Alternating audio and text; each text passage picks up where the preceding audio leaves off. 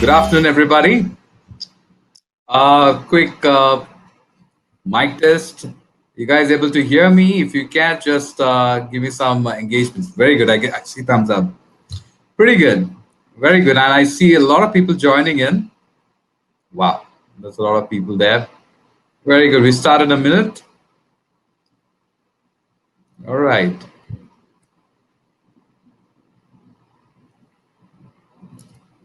Okay. Okay. Wonderful crowd. Wonderful crowd. Very good. All right, guys. So let's kind of get started. Very good afternoon, everybody. So, this is what I kind of say. There is no passion to be found playing small in settling for a life that is less than the one you're capable of living. Well, that's kind of more of a passion. Passion is more than that, right? Passion is magic, passion is energy, passion is love. Love is that one thing we are capable of perceiving that transcends dimension of time and space. And maybe we should trust that even if we can't understand it. Well, that line is from my favorite movie, Interstellar. Well, all this just to connect the dots to the current event in time for the love of emails. So, ladies and gentlemen, welcome to the most happening virtual event of the year you have ever attended. For the love of emails. My name is Bala Subramaniam. Yes, for me, people call me Bala, and I am the online business head of Peppy Post and product evangelist at Netco Solutions, and your host for this amazing event today.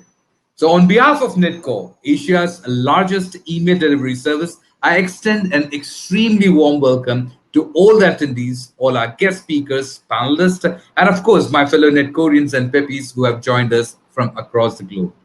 Welcome. So, we today live in an uncertain and unprecedented times. While we kind of grow our quarantine beers, watch utensils, explore our cooking skills, the marketing playbook, as we know, is also undergoing a paradigm shift. The ongoing COVID-19 crisis is reshaping industries, competitive landscapes, consumer behavior, and marketing budgets. Setting this backdrop, we at Netco and Peppy Post want to kind of continue to empower you in possible ways that where we can, that is in a very precisely bring out in a vision of this particular event. For the love of email, second edition with love. Frankly speaking, we were skeptical the first time when we launched the event, wondering if people will join, engage, and whatnot. We broke the records with maximum number of registrants and attendees, and I see that we are already breaking our past records today. All right. So, for the love of for this particular event, for the love of email, as we kind of keep saying it, it's an unheard, unique name for the event. And if you agree, hit the love and thumbs up button over there, and so that we can actually see the real love coming in. And they kind of say email is the second best thing happen in the digital world, of course, only after the internet. So it is all there, and it's undoubtedly the most powerful channel ever, and will be there forever, right? So with that gratitude, we have conceptualized this entire virtual event, Asia's largest online email conclave, for the love of email, dawn of email, the topic of this particular event. And today's unique event will be, we are going to be seeing some industry experts from the biggest brands and unicorns across the globe, who will be sharing their actionable insights and all the things that help us in understanding the ROI, return on impact-based marketing. So the way we have built out this entire event over the next 100 minutes, and just for the clarity and context, we have one individual keynote session followed by two panel discussions in the middle. The keynote will be of 15 minutes followed by 5 minutes session of a question and answer, where you guys can put your questions in the question session or in the comment section. Each of the engaging panel discussion will last for about 30-35 minutes, and we end the day session with an insightful end note, following which there will be again a 30-minute networking session, where all you need to do is go to the social lounge, take up a seat in the virtual table where you have an opportunity to interact with speakers and panelists. So don't miss out that. All right. So we hope that these razor sharp insights that are going to be shared today will enable you to reimagine growth for the brands of through emails, not just the reminder of 2020, but beyond that as well. So welcome once again. to Netco Solutions virtual email conclave for the love of email. And before we kind of begin this particular keynote, I just want to kind of share a few key pointers that you need to kind of keep in mind when you're going to ask for a question. Make sure that you drop a message in the chat box that you see in the right side of the screen. And there's a question session also. You can actually put it up there also, and we'll kind of answer them during the question and answer session. And here comes the most interesting part. Listen to this. We are giving out a lot of money today. Yes, there is a big contest that is happening today. The person with the highest engagement is going to get $500 of Amazon coupon, followed by $300 and a $200 for the second and the third highest engaged user. $500 for the first guys, $300 for the second, $200 for the third highest engaged user. And all you have to do is take screenshots of the slides or speakers and share the insights of your key takeaways across Twitter and LinkedIn. And don't forget to tag PeppyPost and Netco Solutions and use the hashtag for the love of emails. Again, I repeat, all you have to do is take screenshots of the slides or speakers, share their insights or your key takeaways across Twitter and LinkedIn. Don't forget to tag PeppyPost and Netco Solutions and use the hashtag for the love of emails. All right, and boom. If you are the if you are the person who's engaging the most, the money is all yours. And in case if you're wondering what to post, just look into just look into the comment section. You will have our team posting links of Twitter and LinkedIn. You can literally kind of click on those particular link, directly engage with those tweets and LinkedIn posts too. In that way, again, the engagement would be kind of still counted. All right. So welcome once again, everyone, and we will begin the session now. I'm going to end this welcome note and again restart it for the keynote speaker. So stay tuned. Thank you. Welcome once again, everyone. Now we'll begin with the first event of the day, which is the keynote session. So now, without further ado, let's kind of begin the event in the large and introduce you to the keynote speaker. Ladies and gentlemen, for the keynote today, we have Chaitanya Chinta, who is the global head, email business and co-founder of PeppyPost. Chaitanya kind of brings in 14 years of experience in building anti-spam filters, analytics, and deliverability solution. He co-founded PeppyPost at Netco Innovation Lab before heading email business globally for Netco. Chaitanya, welcome to the event for the love of emails. The stage is all yours. Thanks, Bala. I think that's one hell of an introduction. A bright, sunny morning to all of you. Mumbai is sunny after a long time today. It's become a sort of rarity these days. And I hope you're having a shiny day too. Without further ado, I think let me just start sharing my screen. I'm getting it right. I hope my screen is on. Yeah, I think it's on. So today we're going to talk about for this keynote. We're talking about cognitive email program. There's a better way of sending email, and let's see what it is all about. First, 300 billion. That's the number of emails that are sent every day. Just let that sink in. 300 billion emails are sent every day, and we send tiny fraction of that emails on our side. But then, this was only 100 billion in about 2016, I believe. There's a 200 billion jump in last 4 years. Whoever said that email is dead or email is moving out of action, right? It's alive and it's kicking and it's more active than ever, actually. So, that big number was just to get your attention. Now that I have your attention, cognitive marketing is about using technology and behavioral science to help your customer to make better buying decisions. It's about using the right mix of technology and behavioral science to help your customer make those right decisions. It's to form the right kind of connections and build brand loyalty and brand equity for any brand. And it is more than important today, given this backdrop of pandemic that we're having, and more people are working from home. You need more empathy to connect. There are a bunch of things that are happening on the world which have actually changed the entire marketing landscape, and cognitive marketing is started to take shape even more strongly with the new pandemic backdrop. So cognitive email program, deals with these four, major aspects, right? So one, knowing your customers better, suggesting the system should suggest best content for your campaigns. You need to be able to anticipate and solve deliverability problems before they arise, and help customers to make better decisions. So these are all higher order functions than we are doing today as marketeers. So, like for example, this is something I get almost every day in my mailbox. CC, the 70% discount is exclusively for you. The default note about having exclusivity in the subject line or in the content is to give that special attention to the user. The sad part is nobody believes this anymore, because everybody is doing exclusive offers. Nobody actually believes this anymore. Okay, but what is the way out? Don't just tell me that it is exclusive. Show me that I'm exclusive. Not just email history, but look at website and app data. Link them together to form an informed reason and show that reason in the email itself, to make sure that you give that sense that this offer is exclusively to me. In other sense, CC, this 70% discount is exclusively for you because we know the reason. So one of the examples here, right?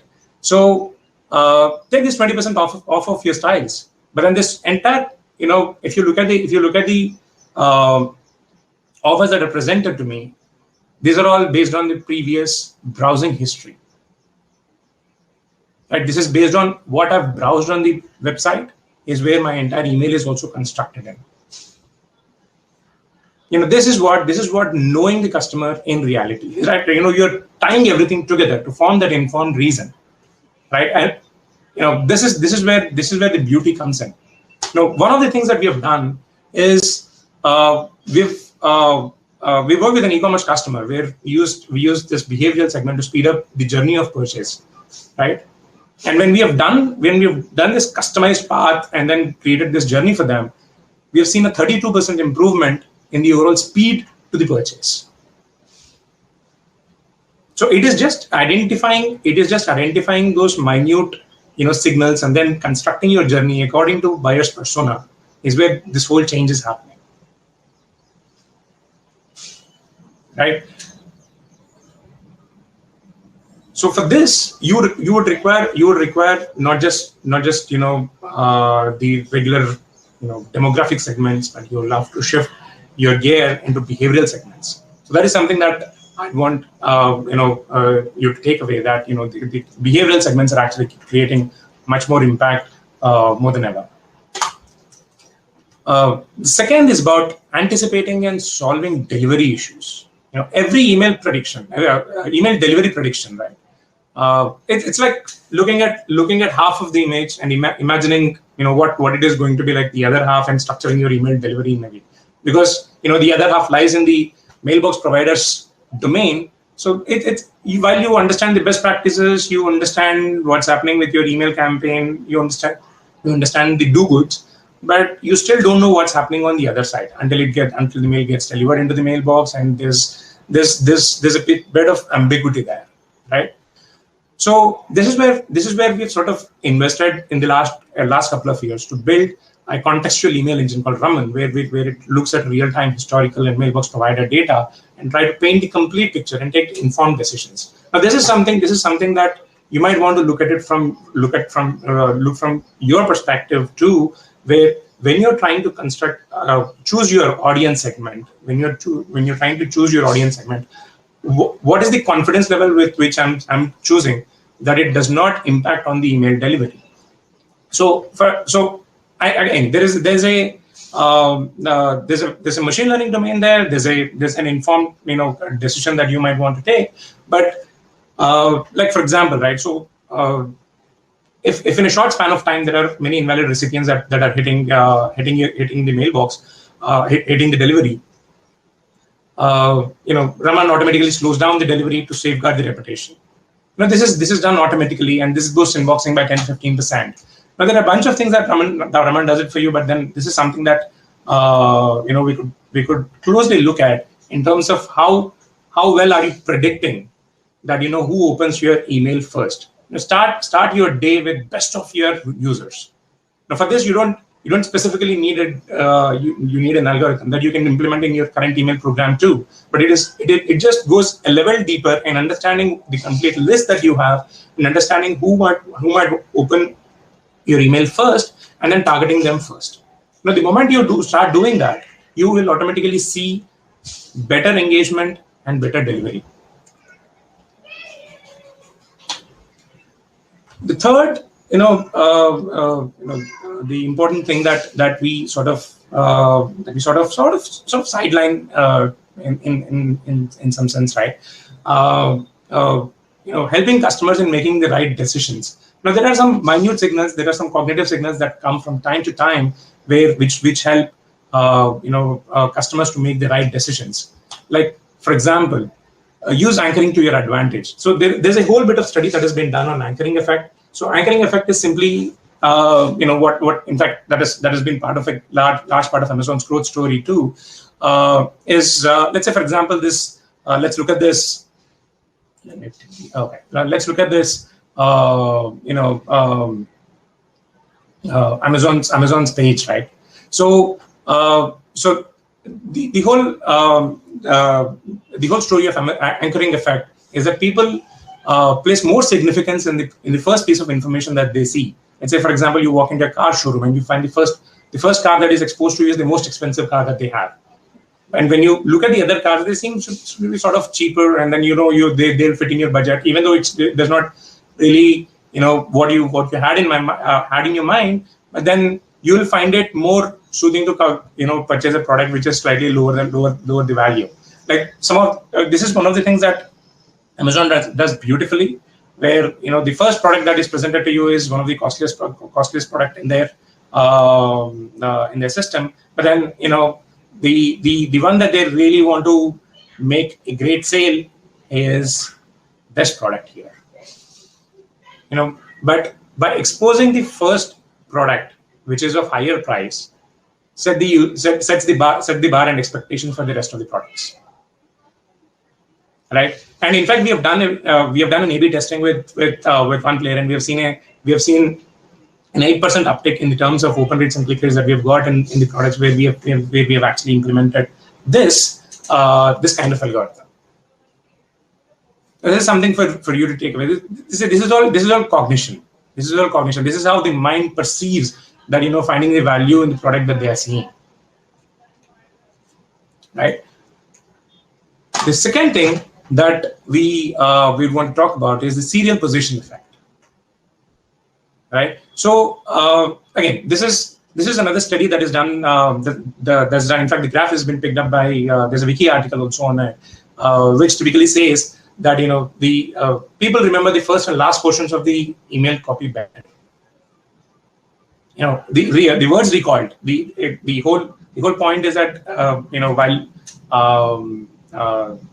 the way the serial position effect works is that you look at the first portion of the email copy, and then you sort of ignore the middle portion, but the last portion is again sort of recalled. So that's one of the things that H&M does it better. In fact, this is a H&M creative that I've picked from. Is they put the main message that they want to deliver right at the top, and then it follows with the product catalog in the middle. But then they end up the message with another strong offer that they want to take to the user. So this essentially, in fact, if you look at the heat map also, you get more number of clicks on the first banner than actually on the rest of the rest of the images. So it depends on the message that you deliver. Again, so you combine this with the message that you have to deliver, and then put it in the first banner where there is a high impact, and then followed by the rest of the things that you want to showcase. Right. So this definitely shows an update. When you look at the heat map, I think the clicks on the first banner were much higher than rest of the content put together. So the third, and sort of this is something that we know of, but very few marketers actually make an impact or take this to the email program and then implement this within the email program. So and this is even more important. Like, building trust is even more important in today's world, right? It's about building that confidence that they're buying from the right brand. They're having assuring that they are making the right decision from time to time is very much important for any brand.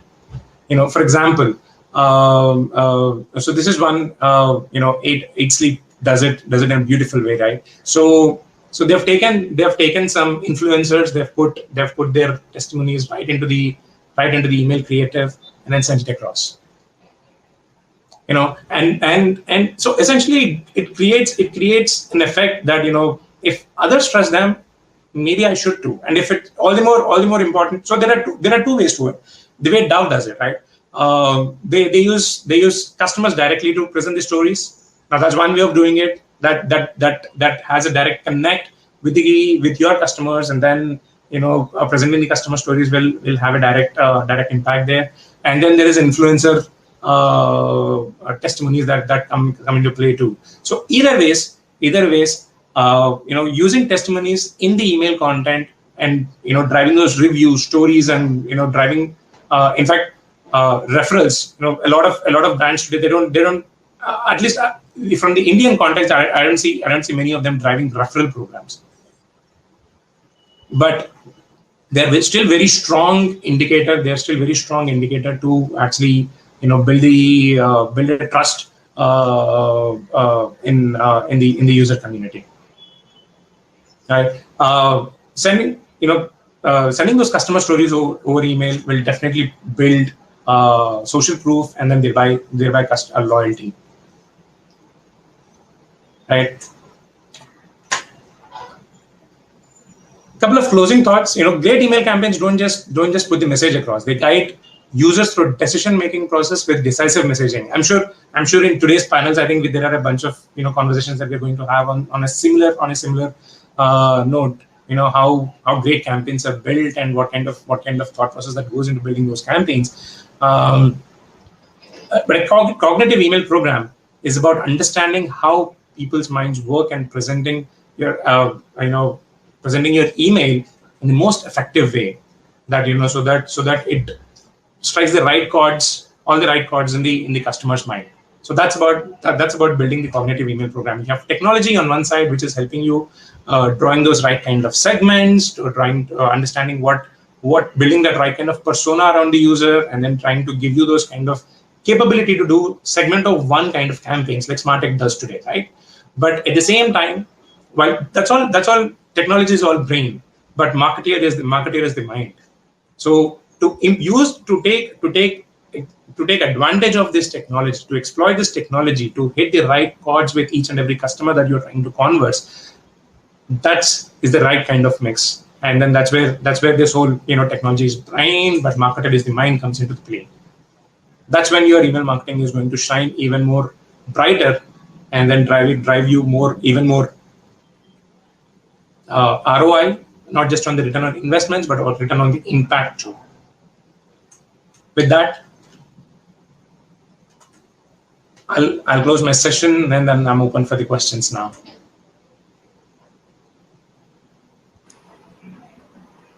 Wonderful. Thank you very much, Chaitanya. That was very insightful. And we do have questions pouring in. All right. Kind of start from the beginning. When we are talking about the placements, right? So we had a question at that time talking about, this is from Nidhi. She was the marketing head at Vibes Healthcare. She's talking about service placement can't follow the strategy. How do you suggest to place services and decision making on them? Service placement? Yeah, I think we were talking about the product placement. They're talking about service placement, I guess. See, service placement. Writing the question. See, service placement is about. See, again, servicing is more about building trust, right? So if there's a way that you understand, again, so e-commerce is just one example. But let's say if you look deeper into your customer persona, you will definitely find attributes that connects to the user. So the larger point there is to establish the fact that you know the user at a deeper level. It's not just first name and last name. You know the user at a deeper level, so that you can have informed you can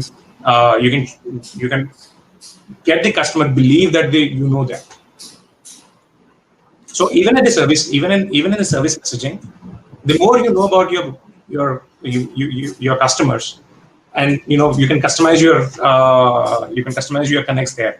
Maybe I don't have the complete context of what you're talking. Maybe in the backstage, maybe I can connect with you one-on-one to actually discuss more on that.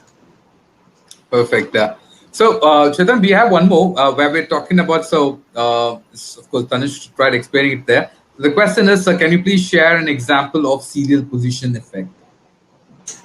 Okay, the serial position effect is okay. This is from an email creative. I mean, in fact, the one that I picked up is from an email creative directly from H&M that they do it. They place the first banner, the first visible banner is the actual message that they want to convey in each and every message. That's the strong point that they want to convey, and then followed by the rest of the catalog mailers that they usually deliver, right? So that's how they construct the message. I think this is one prime example, and there are many more. In fact, if you go to reallygoodemails.com, and there are many more examples or inspirations that you can draw for your next big email program that you want or email creative that you want to construct. Right. One more from Magnal. Please share some best practices around the nurture communication that can be sent to prospect in a 45-day purchase cycle. Is this more from a B2B perspective or is it B2C perspective? Because B2C is more about building that welcome program right after sign up. And when you build a welcome program, you actually see what we have seen is that it's about people who've been through the welcome program versus people who have not been through the welcome program. We have seen a 138% increase in the spends that they do, right? So I mean, the welcome program has to be constructed in the right way. Then that's what we have seen. But from a B2B perspective, it's more to do with what value that you're adding to the customer in that 45-day whatever construct that you're building, right? It's not about just showcasing your product, but be the story in that 45-day to tie value in each and every conversation that you're striking. That's when you will have a better impact. Right. I guess there are many more questions. Can you please throw? Okay, so one more question is: can you please throw some more lights on behavioral segmentation? Okay, so behavioral segmentation essentially is maybe it's until 2017 the brands were looking primarily at the demographics or maximum up to email history, right? Whatever has happened on the email program, look at the email, who are my openers, who are my clickers, and then build segments around that. Even today, large amount of brands do it, and it's one of the it's still one of the best practices. But then to take it to the next level is where you start integrating data from other properties of yours. So that, namely the website activity. For example, if I am a user of an e-commerce portal, and then I go and then browse a certain type of products, right? A certain type of I did not add products to cart. I did not explicitly tell you that I did not purchase the product, but I'm browsing a certain section of products. So that clearly gives away an indication that I'm inclined to or interested in certain section of products. Now, can you use that information to build a segment of user or a segment of one kind of campaign with products that have sort of shown interest in, to emphasize that we know that you have shown interest in a product. For example, in this example, right? When a user is browsing on, let's say, denim jackets, right? While there are multitude of offers that are available or multitude of products that are available, the user was browsing specifically, or the interest is inclined towards denim jackets. Now, take that insight back into your email program and construct your next email campaign in such a way that the products that are disclosed to our products, the products that are presented to me in the email are around the products that I've shown interest in. No, it's about linking that data. Today, a lot of brands, they don't link that data effectively. But when you start linking that data, pass that event data back into your marketing automation platform, like SmartTech does it beautifully today. Like, it gets that data in, and then builds that. You can build your segment not just on the email history now, but also on the behavioral history on some other property. Okay. So that's how you build these segments. Chaitanya, we have many more questions. I think we'll kind of park for one last question. And folks who have been asking more questions, I know you need the answers. I strongly suggest that, once the event gets over, take a table. Chaitanya is going to be there at the backstage, talking to everyone who can be actually, who have a question and want an answer from them. Right. So one last question we kind of take. This is the average deal close time for most B2B products or services is about 5 to 6 months. What do you think the best email strategy could be to keep users engaged and make them to purchase product? The B2B segment. So I might not be very much qualified to talk about B2B because I come from a more B2C background. But from at least from my understanding, it's more about what value that you give in each and every conversation. So see, the 5 to 6 month journey is more or less common for most of the B2B companies. It's not just one single company. But then how well are you building your the way the prospect should perceive your brand as a thought leader. It's not about some seller that's coming and showing the product on my face and then going away. It's about am I looking, if I'm the prospect, am I looking at them as not just from a seller perspective, but also somebody who gives me that kind of deeper knowledge, and I probably put in a better pedestal than whatever position that I am. So that requires not just one, but a group of nurturing campaigns to build up to that, right? And it's going to be one-to-one. So again, as long as you build that one-to-one communications is where you build that. Build that effect. All right. Okay, I think we have many more questions actually coming in, Chaitanya. So you might really need to kind of take some time with the folks at the back. Yeah, I'll be in the launch, answering all the questions as much as I can. All right, fantastic. And guys, like I said before, share your thoughts with the world on Twitter and LinkedIn, and don't forget to tag PayPost and Netcode Solutions and use the hashtag for the love of emails. Like I said, you have a chance to win big. The person with the highest engagement gets a $500 Amazon coupon, followed by $300 and $200 for the second and third highest engaged user. So, go ahead and engage on social media with these things. Of course, there are some links in the comments also to kind of pick it up and do the engagement. All right. So thank you once again, Chaitanya. And our next session is a panel discussion, and the topic is Open Rate is a journey and not a destination. And for this panel, we have some top marketers from brands like Mata Hari, Mindvalley, and PhonePe joining us. So please stay tuned over there, and we'll begin our next section in 2 minutes. And stay in the launch area for the next session until this thing begins. Thank you very much, and thank you once again, Chaitanya. Thank you, everybody, for joining us on the first panel discussion. The topic for the discussion is Open Rate is a journey, not a destination. Open rates are good, but not the end of the world. A great campaign doesn't just end up getting good open rates, right? So each campaign is different, and it has a different objective. For the longest time, email marketers think email open is the matrix and a leading indicator of a great campaign. We are trying to break that myth in this panel. All right. And to discuss this, we have three marketing wizards led by a panel host. So, ladies and gentlemen, please welcome Anurag Mukherjee, the head of technology in Mata Hari Digital. Anurag is a technology and digital transformation leader with 16 plus years of industry experience.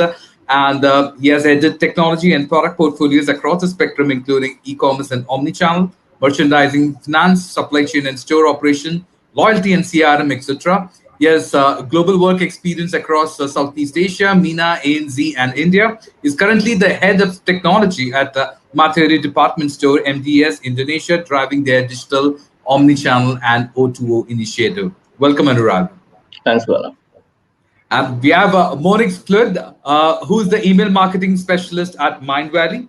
Monique is known as the owner of the email ecosystem at Mindvalley with 13 years of experience in email marketing and CRM. She loves finding and implementing the best technologies to meet the business needs. She also monitors and manages the list hygiene and take necessary actions in order to guarantee high inbox placement. She has analyzed the user data on tools such as Google BigQuery and Mixpanel and has created dashboards for data-driven marketing decisions. Welcome, Monique.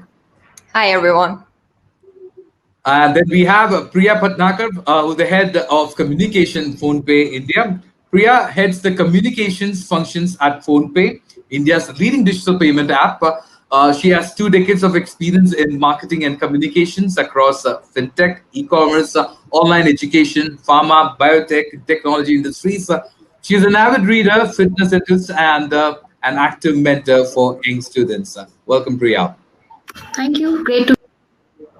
And for the panel host, with storytelling as his core skill, he has built and executed global thought leadership programs and procedure strategies and developed it for years with his experience in B2B email marketing and automation industry.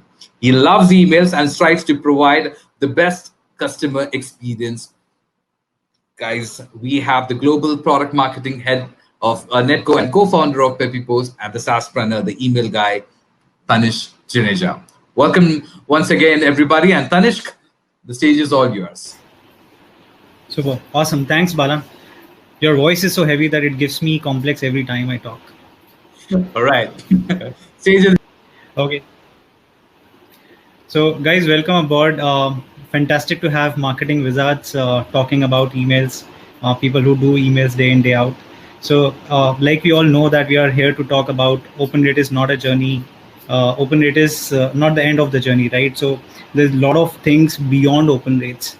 There's a world beyond open rates, and why there are times when a marketer says that I've got great open rates, but my campaigns didn't perform or my campaign's outcome was not that great. And we are here to discuss those things. But before we discuss that, why don't you tell us what interesting thing you are doing in the marketplace today? So we'll start with Priya, Monique, and then Anurag. So I think the interesting thing we are doing is we are largely opening up now. The country is opening up, businesses are opening up, and PhonePe, as you know, is really big on digitizing kiranas and essentially working with merchants across the country. So I think in whatever way and form, most of our email communication is also talking about helping our partners, right? We are a super app, essentially, have multiple apps within our app as well, and support multiple use cases. So in whatever way we can, we are helping sort of businesses now open up, grow, reach out to customers, bring out use cases. A lot of use cases like possibly travel, shopping are again picking up. Consumer sentiment is essentially reviving. So I think our email campaigns are all around helping that.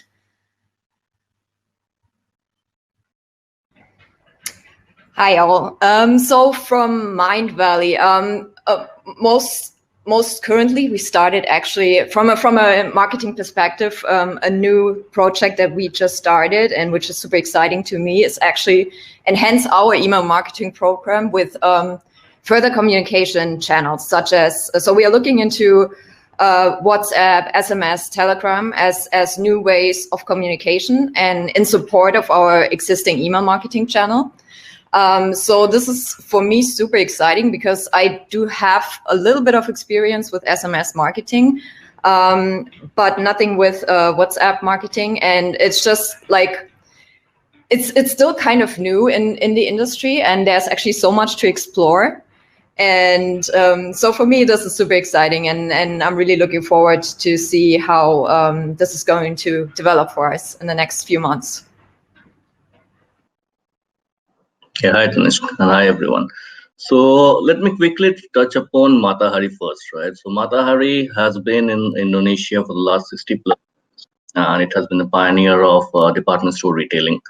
And so we have primarily been, brick and mortar player. Now, from the last, let's say, couple of years, we have moved into the digital space. So Matari.com we launched early 2019.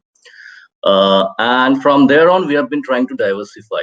So right now, apart from the digital offering of Matari.com, we have also diversified into the local marketplaces like Shopee, JDID, etc. You're looking at few others as well. Also, we are exploring, getting store fulfillment getting driven, where we are looking at exploring with options of WhatsApp as a channel for getting orders, etc. So kind of the theme right now is diversifying, and I'll touch upon this later that how emails can aid us in that bit as well, because for me email is not only an e-commerce journey into e-commerce, it's also a journey into every other touch point that we have. So yeah, so that's pretty much where we are currently and where we're moving towards. Super. So I met a couple of people at the beginning of the event. So Yogesh from LimeRoad and Tanmay from ICICI Bank, Abhishek from HDFC Bank. And, I was talking to them and I realized that a lot of people are here to discuss and know about analytics. So, what better panel to discuss on analytics than this? So my next question is, what are some of the important metrics you track today for the success of your email program apart from open rates? So we'll start with the same flow. Priya, you want to go first? Yeah, sure. So I think emails, as we all agree, are definitely gold standard when it comes to justifying any campaign. I mean, there's no way you can sort of explain away what happened if it was not even open. So I think everything else sort of flows down from that funnel. But having said that, I think each campaign has an objective it has to drive much over and above being open. For instance, for onboarding campaigns I'm running, the objective would be getting users to speeden up a user's journey in some way, have him active on the app, explore the core categories. So how quickly that email induces him to do that would definitely be a metric I would track. Similarly, if it's a campaign where I'm launching something new, the idea is more around discovery. So a visit can be a success metric. In some cases, for more mature categories, I would actually be looking at a transaction being a success metric. So varies completely based on from campaign to campaign. So I think absolutely the first step is getting a user to open it. But to justify the down the funnel being terrible by saying, hey, I got 30% opens, but essentially nobody did nothing, ended up doing anything after that, is not a successful campaign. I think growth, business and marketing teams are looking beyond what essentially are vanity metrics on impact. So I think varies from campaign to campaign. I can give specific examples when we come to it also. So this is how at least we see it. Yeah. Okay, so for me, to be honest, everything I'm doing starts with inbox placement, and I'm a little bit biased here because I have been digging into this topic of deliverability really deeply for the last months, and it's really interesting, and I'm learning new stuff every day. But essentially, it's if your inbox placement is not tight and it's not functioning, basically, all your other metrics will be skewed in a way that you would never know. Okay, what would be the actual open rate of those emails if all users would have actually received those emails in their inbox, right? So this is like the basis of everything to me. And then there's of course things like list growth and list retention. So meaning throughout Mindvalley we have different lists. So we have different broadcast lists which we use for sending different frequencies to users, emails in different frequencies to users. So we want to understand at what point in time does a user actually become inactive, or at what point do they unsubscribe from our list, so that we will be able to better prevent them from this to happen, right? Although I must say, this is not an easy thing to track, and we are still figuring out how to really gather this data in a good way. But it's super important for us to track as a metric. And yeah, I mean, as Priya said, also in terms of most of our marketing emails are intended to convert users either as a webinar sign up or as a customer. So conversion into like sign up rate conversion or customer conversion rate, that will be another super important thing for us to track for sure. Sure. So deliverability is the hardcore thing. It's the most important thing. If it doesn't happen, then the open rates would anyways not come. Yeah. And I think you very rightly said that it is also important to track who is going to be my inactive customer or who is going to be my active customer. So we'll hold on to that, and we'll circle back to you, Monique. Anurag? Yeah, I think pretty much Monique does on the few things we do. So for us, the brand value is something we have established. Open rate, obviously, it's better for us, right? But then that doesn't end the journey for us, right? Because for us, end of the day is the we have to get the goal. We have to get. So for us, what we definitely look at is the click-throughs, end of the conversions, but also what we care about is after the click-throughs, what are the bounce rates happening, right? Which means that, though I am enticing the customer with my campaign, but when they're landing on my site or wherever I'm directing them, they are not getting that same, excitement. They're still not, still don't want to move ahead with us on that bit. So that's where we have to focus to get that. How can we better that? How can we ensure that what enticed them to come to the site stays on till they get it converted, right? And one more thing definitely we look at is what Monique touched on is right, which means that the potentially we are losing those customers. So then we focus on them as to why, what is the reason we are losing that loyalty, and then how do we get them back, right? It may not be through an email anymore, right? So how do we reach out to them? What do we do to keep them on our brand? So yeah, pretty much that. Sure. So on that point, Anurag, so is there a science or a concept or a framework you follow when it comes to, I want to choose X metric for a Y kind of a campaign, or this campaign should have this metric? So is there a science when you look at various metrics in email marketing? I wouldn't say there's a science, to be very frank, right? Because it's also experiments, right? We do A/B, do multiple A/B, do lots of things. It's more, and frankly, it's very difficult to always read the customer's mind as well, right? So a campaign which may have worked for, even let's say last week campaign which may have worked may not work now, because there are so many dynamics which can happen. It's a constantly evolving world, right? So I don't think there's a science we can establish, but yeah, there are certain parameters you do. Obviously, one is how you segment your customers, where you're focusing on. So if you're focusing a campaign on your loyal customers, then probably that, and as I said, right, end of the day will end up on the site. But then how do you ensure that they are there? Second bit would be targeting new customers. So for us, which I think Priya touched on, is to get them itself on the site, to know that there is Mata is also having something on the digital front. Let them explore. We may not have a conversion there, but we then capture those details of those customers, right? And then we get them to be, we make them more personalized. So for us, the journey that we want to take towards for any email campaigns is how better to personalize the emails, how better to know that customer, which I think Chaitanya touched on. So if you term in technology terms, that's cognitive, but for us, that's a personalization. So you have to put it that element which would say that this is something I want, and this is something I want from this guys, right? I want to go to Mata and get it done. So yeah, so I frankly I don't think there's a science to it. It's a constant evolving thing that you have to. Sure. Monique, Priya, you want to say? Yeah, I can go. So for me, it would be maybe the perspective of where is the user in their journey, right? Which might be a different way of reframing the word segmentation. But so for instance, if we are looking at a series of campaigns that we are sending to first-time buyers, our intention would be, our goal is to convert them into a second-time buyer. Whereas if we are looking to reactivate inactive users, our goal is for those users to at least open the email, or better yet, click the email. And we had other campaigns in place where we actually wanted to increase our Instagram followers.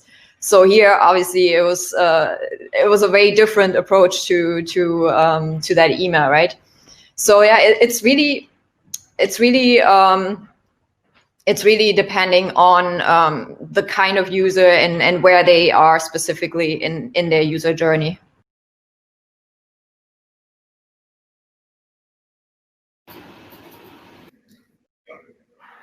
Yeah, so I mean, the only thing I'd like to add is there is definitely some method to the madness. So I mean, especially with so much email coming to you that it's not funny. Everybody's trying to sell you something or the other. So your email has to stand out. So I'd say targeting it right is paramount. I mean, to give you an example, if I don't have a car and there are enough signals you have about that, and you're trying to sell me motor insurance, I'm sorry, it's a no-go. This is going to spam. So clearly you don't know enough about me. So I think targeting it to whatever granular level you can makes a lot of difference. I mean, if I'm a recharge customer and you're trying to sell me postpaid, it doesn't work. And over time, I think customers also realize if the communication is not well targeted and thought out, that hey, this is so I think they were talking. In the keynote, he mentioned about the exclusive offer, that there is no exclusivity to this offer. You don't know me at all, whatever your subject line says. So essentially, you need to build as many targeted, deeply build as many qualitative parameters. Who is this customer? There has to be a mental map of essentially who I'm talking to. Once you have that, everything sort of starts flowing well. The email reads like it's talking to you and not something which is constantly trying to sell you. I think that does, make a difference. So fundamentally, the framework is based on the user history, user data, what segments, and at what stage the user is, and that's one sort of a framework. So people out here, the email marketers out here, can decide the metrics based on user stage or at what stage the user is in their journey. And the second important thing is the objective. So like Monique said, that we are trying to create a campaign to increase Instagram followers. So my metrics might be very different. It might not be an open rate. It might be more about how many actually people visited from my campaign to Instagram. So and Anurag, I remember you were talking about online to offline. Do you want to share some on that? Yeah, so I was going to actually say that bit as well. So again, touching back on the personalization, right? So because for us, we have so many touch points, right? So typically what happens, right? There's a customer who would have come on the site, he would have browsed something, and then he would have left it on the cart or moved out or whatever. And then you typically send that campaign out or send that personalized out that, let's get you still onto that product. But what we miss out on let's say on the retail front, where we have multiple touch points, the customer may have actually completed the transaction. He may have gone to our stores and have done it, right? Or he may have bought something of similar. So to get that data, to get that the universal view of the customer is very important for us, at least, so that we know that we shouldn't push something which any case he would not be interested in. So then we evaluate that what else can we push on, right? And again, it's, as I said, it's not only about pushing the customers to our e-commerce site. How can you get them to our stores, right? So there may be campaigns where you can go to the site, or you may have offers, but why don't you drop down to the store nearest to you? And we believe this is where you are just 1 kilometer from the store, and we have special offers out there to get them there, right? So bridging the gap, bridging that what you call the omni-channel as such, right? Again, pushing them to the different marketplaces, getting them directly from an email to our WhatsApp, connect number, so that they can discuss, browse, and get the transaction done. So as I said, again, end of the day for us, the transaction is what would matter. How you push it from whatever channels that we have to. Sure, that's a super example. The unified view and bringing the guy on digital, and then inviting them to visit the store is amazing. So while we are not obviously ruling out the fact that open rate is important, right? You cannot click without opening the email. And I would not say it's a vanity metrics. I think it is important people do aspire to get great open rates, and someone who there are people who are very proud and say that I got 40% open rates, I got 50% open rates on my segments, etc. So what factors do you think, this question I'll start with Monique, what factors do you think impact open rates? Like, what are top 2 factors which you think are impacting your? There are actually more, if I may. So, for example, for me, I would say the problem with open and click rates, right, is it's looking at only on a campaign level. But if we looking at customers, they see a series of communication. So it's to just look at open rate is not a valid thing to do, for sure. I feel like you always should have like a long-term metric, which would be lifetime value of a customer, for example. But when you asking me for what factors are impacting open rate, so one thing I would say is the composition of your list. So, for example, how clean is your list? How many inactive users are on your list? And that is very different for every company, right? For example, we consider a user being inactive if they have not engaged with our emails in 3 months.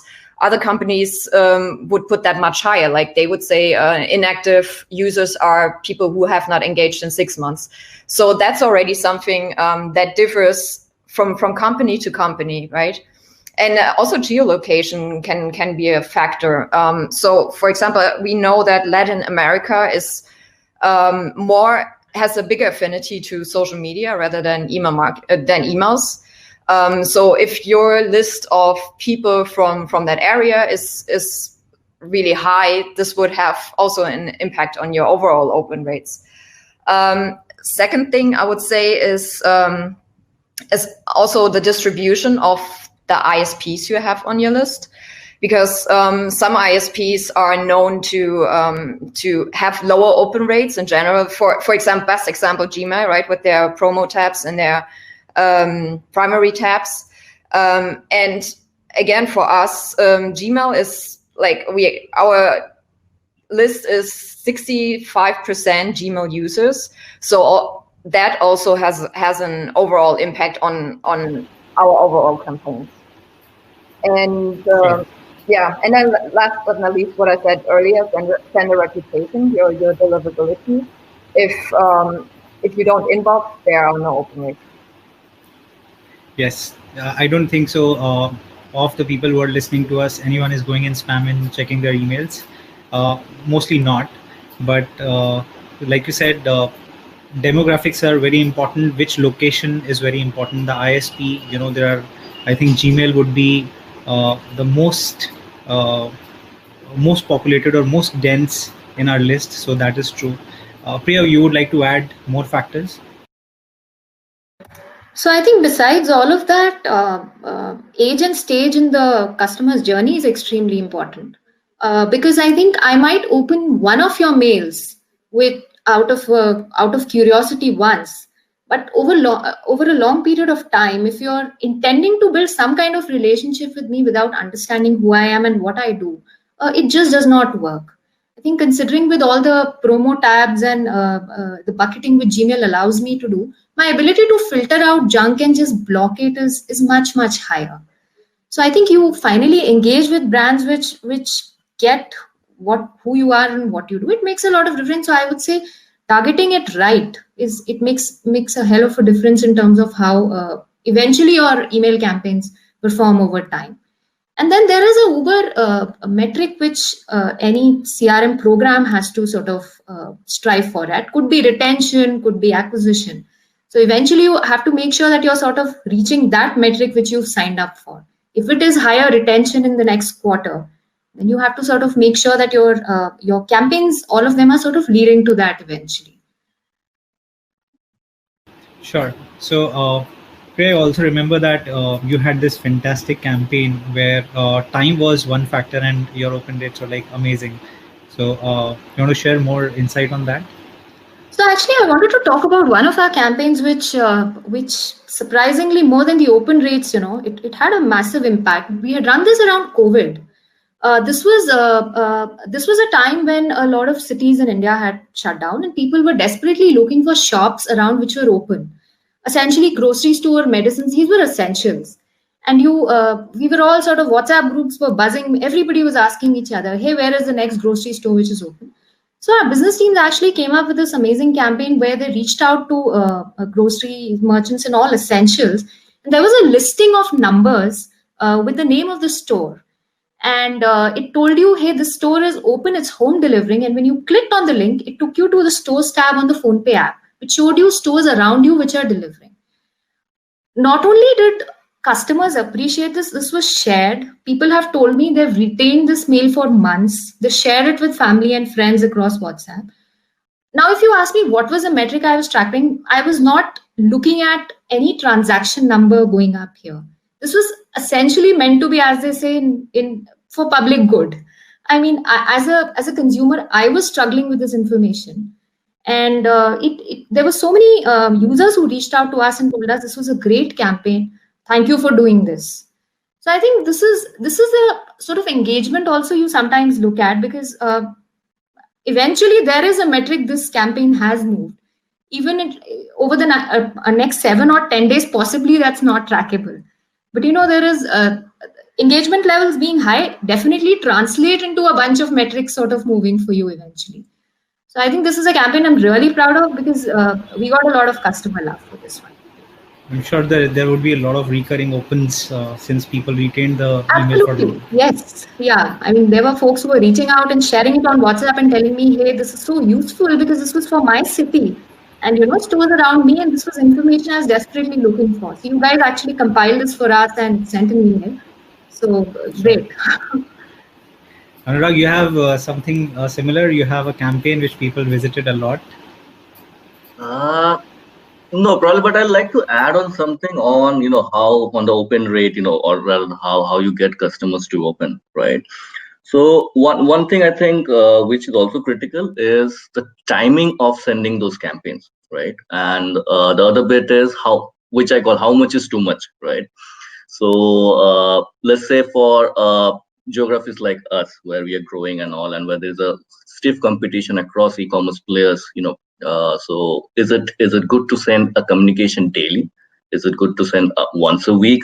So that's again one parameter. There's no probably a certain answer to it. It's as you see the market shaping up, as you see a competition stepping up, that's how you define it. But then again, the timing, right? So who are your target customers? For us, one definite set is the working mothers or the homemakers, right? So it will be differing, right, for them. For the homemakers, probably a campaign that we shoot around midday, right, would work better. While for the working mothers or the working parents as such, it probably sometime when they're returning back from the office and stuff. So that's how. What campaign? Which is the target segment? When do you send it? And again, do you send something daily? Do you send something at a certain frequency? So all that will also define the frequency of the open rates. Further to it, the subject line itself, right? That's also very critical. Again, what Chaitanya touched on that. If you put a generic subject line, 90% of chance no one is going to open it further. But then on the subject itself, is there something you can personalize, which shows that you know your customers and you are giving something specific for them. So that's probably what will entice them to at least click, look into it, and then again what Chaitanya touched on the first section of the email itself. That something we are after, and then you move down the line to it. So that's pretty much my intake on that. Sure, Anurag. So I think you all have given so many great inputs. I would like to pen down my last question, and then we'll open to see if our audience have any questions. So if there is one advice on the core metric, core metric that email marketers should follow, then what it would be? And I'm assuming it is not open rates.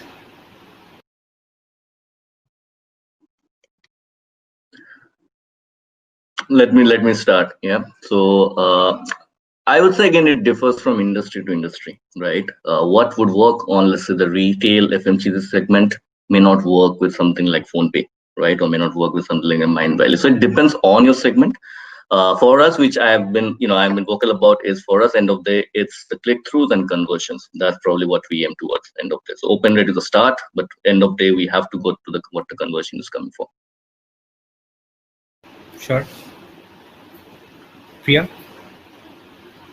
See, I would say I am tracking to long-term retention. Eventually, if a customer is just not reacting to my communication, the chance of him sort of churning and being disinterested is fairly high. So I think as somebody who's running the CRM channel, I should worry if somebody is possibly opening my mails and that's it. It is worrying long term. If there is absolutely no action, needs a different kind of communication, a multi-touch communication possibly, because not reacting and just opening will get me nowhere. So retention is something I would definitely very closely track. Sure, Priya. So I think you hit a great point here. A lot of users, when they're opening your emails, but they're not doing the next action, I think it is also signaling something negative. While we know that from deliverability standpoint, engagement is hugely important, right? The more the opens and click rate, the more your chances are to deliver in inbox. And that's a great engagement fundamentals. But we also see that, when you're getting good amount of open rates, but people are not clicking, they're not transacting, and this happens repeatedly, there are chances that your user is going towards churn, or they are going towards being inactive in some time. And hence, we always see that smart email marketers, they get very they get very precautious of this fact that they're getting great opens, but there is nothing next happening, and then they start putting people in reacquisition program, or trying to do campaigns to bring people to click and bring people to go and see what is happening on the website also. So I think that's a very important point. Thanks, Priya. Monique, what is that one advice you would like to give?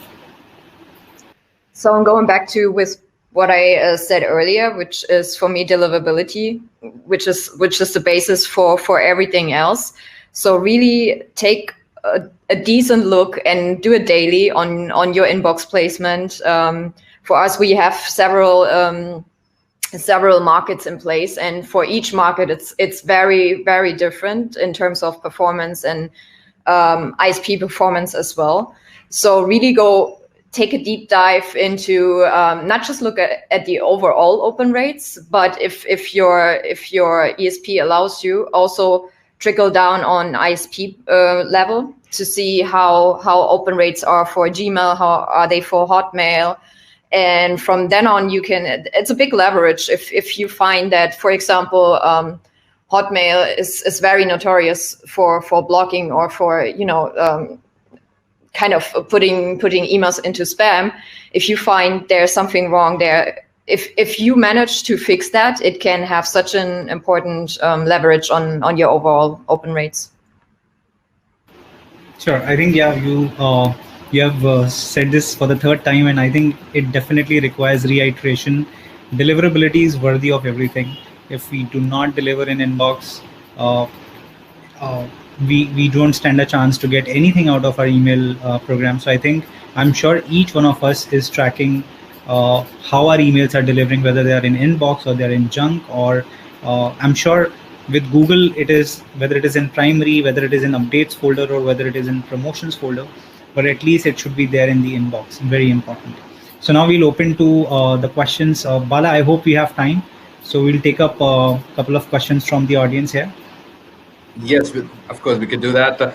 One question from Mukesh. By the way, before we kind of get into that, wonderful answers, Anurag, Monique, Priya, wonderful ones. Tanuj, great questions. There was a lot of engagement actually happening when you guys were actually speaking. So that clearly says that wonderful answers and questions there. So great work there. So some of the questions, this is for not kind of put to anyone in specific. It's a general question from Mukesh.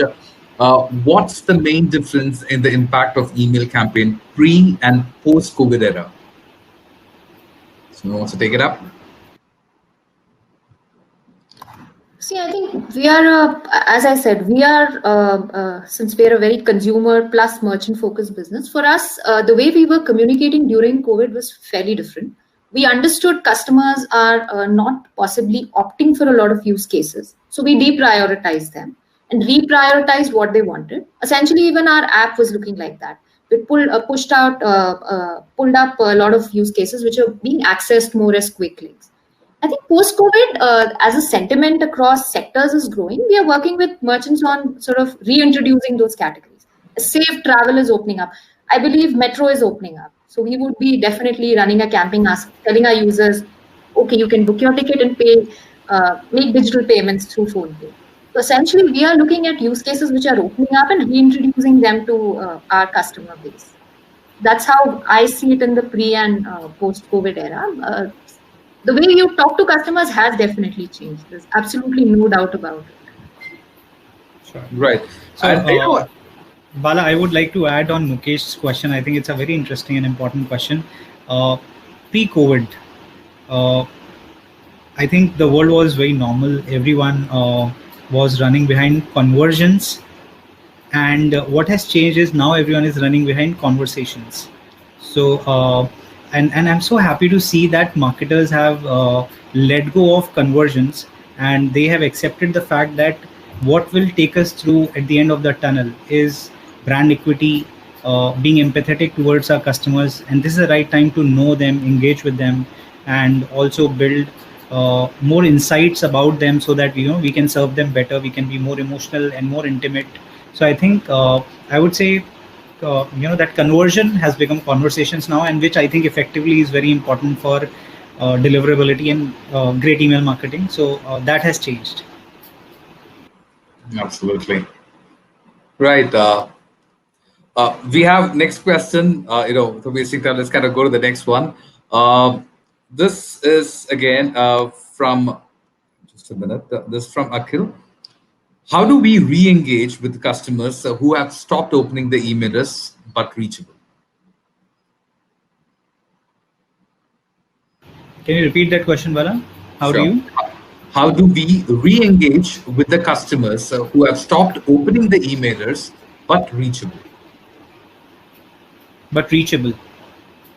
Reachable, okay. Yeah. Okay. Anurag, Monique, anyone of you wants to answer that? Yeah, let me take a dig at that. So, so the email is not the only channel, right? So you have options of obviously WhatsApp, Line, and all the the message aspects that are there. But I would say one more aspect is that if the customer is still loyal, still on the site, he's may not be opening our email, but he's still visiting the site or the app. Then obviously one more aspect is the in-app message. How is there a way we can engage them better, and then that gives them more excitement that when the next email comes, they may be something that may be looking forward. So yeah, there are a number of as I said, email is not the only channel where you can communicate. Very nice. Sure. And reactivation could be from any channel, like you rightly said, Anurag.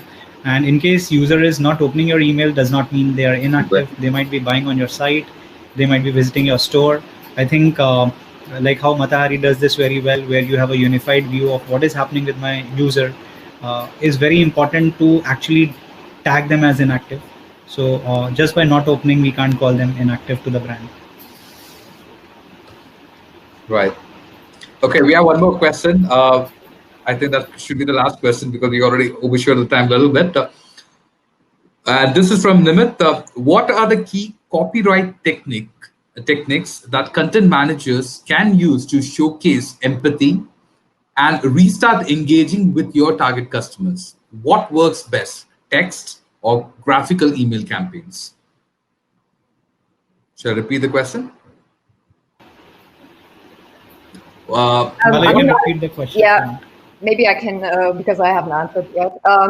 So first of all, I'm not a copywriter, so I don't really know if I'm qualified to say that. I can only share with some couple of tests that we have performed in the past, which is our way of copywriting is in general very compassionate, right?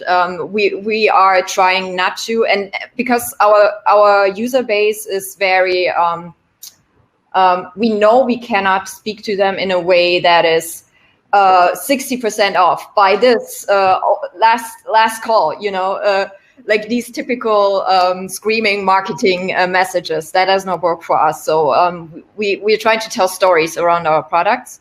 And this is how we are trying to convert users into either signing up for a masterclass or finally, purchasing one of our programs. We have found some indication that a short copy works better than long copy. But then again, it's very, you can test and you might get a different result every time, to be honest. It's really about testing for your specific brand, what works for, because it might work for our audience doesn't mean it worked for other audience as well. So I would say if I had to give a general advice, it's probably a shorter copy is best, not too many images, the normal advices you get from all email marketers, have it mobile optimized. But yeah, in the end, testing for your own audience is always key. That's the best advice I could give, I think. Yeah, and I would like to add to. Sorry, Tanish, go ahead. Yeah, Anurag, please go ahead. No, Anurag, please go ahead. Yeah, so just maybe one liner to it, right? So when in doubt, go for A/B testing. I mean, there is no better way to know that what works for you. Sure. Yeah, totally agree. So Monique, you said some very relevant points, and I think the shorter copy works well. Please make sure that we don't have to search for compassion in the email. It comes out, it oozes out with the short copy.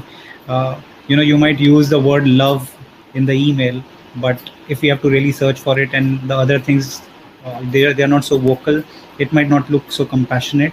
Second, small details play a very important role.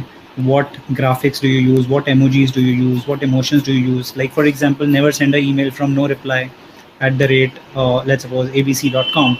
If you really want people to be, you are showing empathy towards them, then your email ID should be let's talk @abc.com rather than no reply, because you want to know about them, you want to talk to them, you want to know more about your customers. So I think small details, tiny details are very important. Your email subject line and your copy should show a lot of compassion. Perfect. All right. So wonderful. I mean, we do have many more questions from content to first-time users, tips on that, and many on the subject lines. There is a lot there. All right. But we've got to kind of finish it because the next panel folks are actually waiting for it. I highly suggest that, after the event, please do take some time in the launch area and try answering some of those questions. That will be really helpful for the viewers over here. All right. So once again, thank you very much, Anurag, Priya, Monique, and thank you once again, Tanishq, for this wonderful session over here. Very insightful, wonderful questions and wonderful answers. Thank you once again for your time today. Thank you. Right. Thank you, Anurag, Monique. Thank you so much. All right, folks. So now we'll be ending the session over here, but the next session is again a panel discussion, and the topic is lessons learned from the best and the worst email experiments in 2020.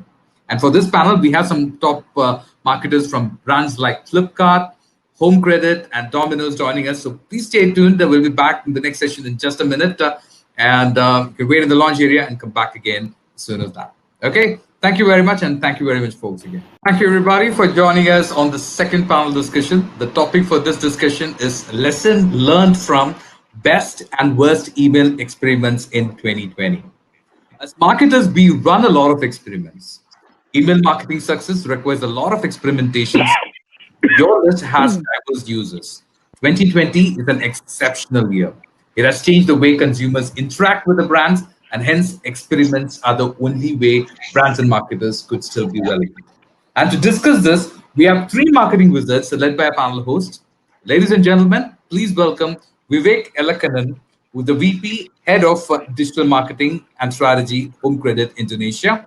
He's got 12 years of global experience in digital strategic planning and implementation across industries, currently heading the digital marketing for Home Credit Indonesia. His role defines the the digital marketing growth strategy for managing and improving Home Credit Indonesia's digital assets like website, mobile app, social media channels, email marketing to provide direction to business from effective digital marketing campaigns to generate a better return on investment. Welcome, Vivek. Thanks, Bala. Good afternoon, everyone. Next, we have Mayank Singh, who's the head of marketing and technology and digital at Domino's Pizzas Indonesia. He's a passionate new age business evangelist and have led, developed, managed, scaled, and lived new age businesses and products in the past. He's a generalist, however, he loves to define himself as PPT, product, people, technology person. He enjoys building new age business by helping organizations with new initiatives and grow existing business. He is a technology lover. In past, he's been associated with companies like Z Entertainment, Domino's Pizzas India, Times, NDTV, PVR Cinemas, and more. Welcome, Mayank. Yeah, thanks, Bala, for the introduction. And hi and namaste to all the listeners. Wonderful. The next we have is Gopi Krishna, who's the senior manager at Flipkart. Gopi Krishna currently leads the CRM business charter at Flipkart. He has been with Flipkart for over 6 years and undertaken roles in merchandising, customer experience, payments, and product management.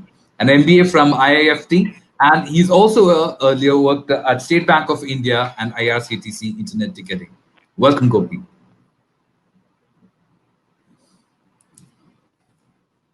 Okay, all right. And of course, as a panel host, a consultant, sales enthusiast, marketer with a passion for customer gratification and a student of experience. He has worked in multiple verticals as an expert and marketing evangelist to enhance customer portfolio by creating data-driven marketing stories. We have with us the Global Head Customer Success, Santosh Vileshaw. Santosh, welcome, and the stage is all yours. Thank you, Bala. Thank you for the introduction of the panelists and myself. I'm very excited to be here because I have three of the finest business verticals to talk about today as far as experiments are concerned. So as you can see, a lot has been spoken. To all the listeners who've been through this session, you would have heard a lot about pre-COVID life, COVID life. We've all gone through our own set of experiences and experiments of being at home, of experimenting with your cozy corner. As you can see, my cozy corner, my children's bedroom. You would have experimented with, your wardrobe, being at home, working from home, your coffee mug. I'm sure many of you also experimented with the time of doing the dishes in at your place. So a lot has happened, right? And all these experiments have also at some point become best practice, a left-hand job for each one of us. But these experiments or these experiences have not restricted to our household experiences, right? It's been an integral part of our business strategy, the things that we do. And to talk about that today, I have three interesting categories: the consumer finance, I have the quick service restaurant business, and as well we have the e-commerce giant. So I'm covering two independent markets. I have Indonesia, which has a 23 crore population and very different nuclear families to deal with. We have India with over 123 crore population and rising. And each of these businesses playing a very different role. And there's so much that has happened so far, right? In the last 6 months itself, so much has happened. And if I were to talk to you, Mayank, how has been it different for you? I mean, what kind of experiments have you had to drive for consumers like these in your sector, wherein food plays such an important role in everyday life, people staying at home, not able to move around? Did you have to do things very differently there? Yeah, of course. I mean, the situation is like that it cannot be a normal thing when the world is not being normal. So of course, from an experiment perspective, there are. But I have a core belief in, because you asked me a question of having how many times have you been experimenting. So I will answer it in a different way. So I personally feel that there are no secret recipes or secret sauces as you have seen in Kung Fu Panda when his father was telling him. which is also my belief. What I believe is that one is that you need to believe that things will work. The other thing is that you need to try. So when I'm saying believe, so believe and try. So the try is your experimentation, and the belief is your observation backed with the data. So with two of these points in your mind, which is backing with the data and trying with experiment, then you don't need to think of how many experiments you are doing. Then all you need to think is just go, try, and win, because the time is for survival, and all you need to do is survive and win. And the only thing that you need to keep as a takeaway from all this is to remember not the count of experiments you are running, but remember what was the learning from those and how to improvise to do a next experiment. So that has been the key for us. I would not count how many experiments we were doing, but yeah, of course, it was the survival need that we had to do experiment and keep trying until we succeed. Fantastic. Vivek, did you have to experiment a lot? Did you do many experiments, or would you share his beliefs? No, what Mayank has said. See, the number of experiment doesn't matter for us. During this crisis, they taught us a lot of new lessons. Where being in a financial service, like, okay, we cannot offer a loan to everybody, because for us the customer is like already pre-qualified. So the segmentation plays an important role for us an experiment. Like, okay, we need to think about like lockdown situation in different geographic in Indonesia. It varies. Like, okay, Jakarta has a different lockdown versus like, okay, something on the Bali. So that plays an important role on segmentation, and the frequency we didn't even bother about it until unless we see the frequency is how many people actually open the email. We will not spam them with a repeated message. Whoever is not open the email, we will try to reconcile with a different subject line and so on. Interesting. Gopi, did you see anything different from the India context? Absolutely, Santosh. Quite a lot, in fact. The pandemic, which initially we had to face lockdown, the situation in India, which had given us multiple challenges in terms of which all communications can be reach out to users, because there are a lot of constraints in terms of supply chain, where we can deliver only a limited set of essentials to users and not anything else. So on that front, how is our communications aligned with the business strategy? That has been a major challenge which we had to face.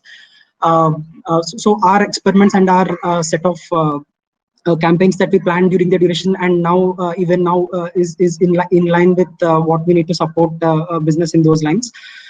When it comes to experimentations, Santosh, it is of course an ongoing thing. We before the pandemic as well as even after, whenever it is, we will continue to keep doing experiments in the lines of what is the right quantum of messages which we can send to users, and once we determine assumably a good quantum, what is the nature of messages which that particular user will be interested in. So we, as a cross category platform, has multiple offerings from a business standpoint. So which user, for example, has shown intent in multiple categories. Within that, what is the best message? Which category do we need to reach out to users? So on these lines, our experiments are always ongoing. Fantastic. So in the earlier session, some of the speakers, especially Priya, Monique, and Anurag, they spoke about multiple factors that impacted, email as a business. Either in the form of the measure, the metric that they want to follow, or it's more about the factors that really impact the open rate of the campaign. So for example, Priya spoke about the age and stage of customers. There was a focus on geolocation. There was a talk about how many inbox placements are we able to manage. So with all these 2-3 different things which come into perspective, I'm sure most of the viewers and listeners would want to know what goes behind the scenes, Gopi, when you're the largest e-commerce player in India, the largest consumer segment that you're dealing with at this point in time. What goes behind planning your experiments, or even a simple campaign from the email point of view? Sure, Santosh. So multiple things, Santosh. It largely, I would say, depends on what is the value proposition which we want to convey to the user. Like for example, I would take an example of an event. For example, big shopping days, which we will do on a timely basis. If there is such an event coming up, we would have to figure out what is the right communication which we'll need to send to the user, which will intrigue him to come to the platform. Explore what all deals will be there, and during the event as well. So depending on the value proposition is the starting point, I would say, to line up our experiments. And like I said earlier, experiments will of course will keep happening on to figure out what is the right quantum of messages which we'll need to send to the users, and how do we improve our performance metrics in terms of click rates, open rates, etc. In the lines of experimenting new subject lines, preview lines. What is the design elements which goes into an email? Should it be longer copy, shorter copy, brightness of the colors which we use? So on these aspects, we continue to keep experimenting. Kobi, there was an interesting point that Anurag made in the earlier conversation, is how much is so much for a customer.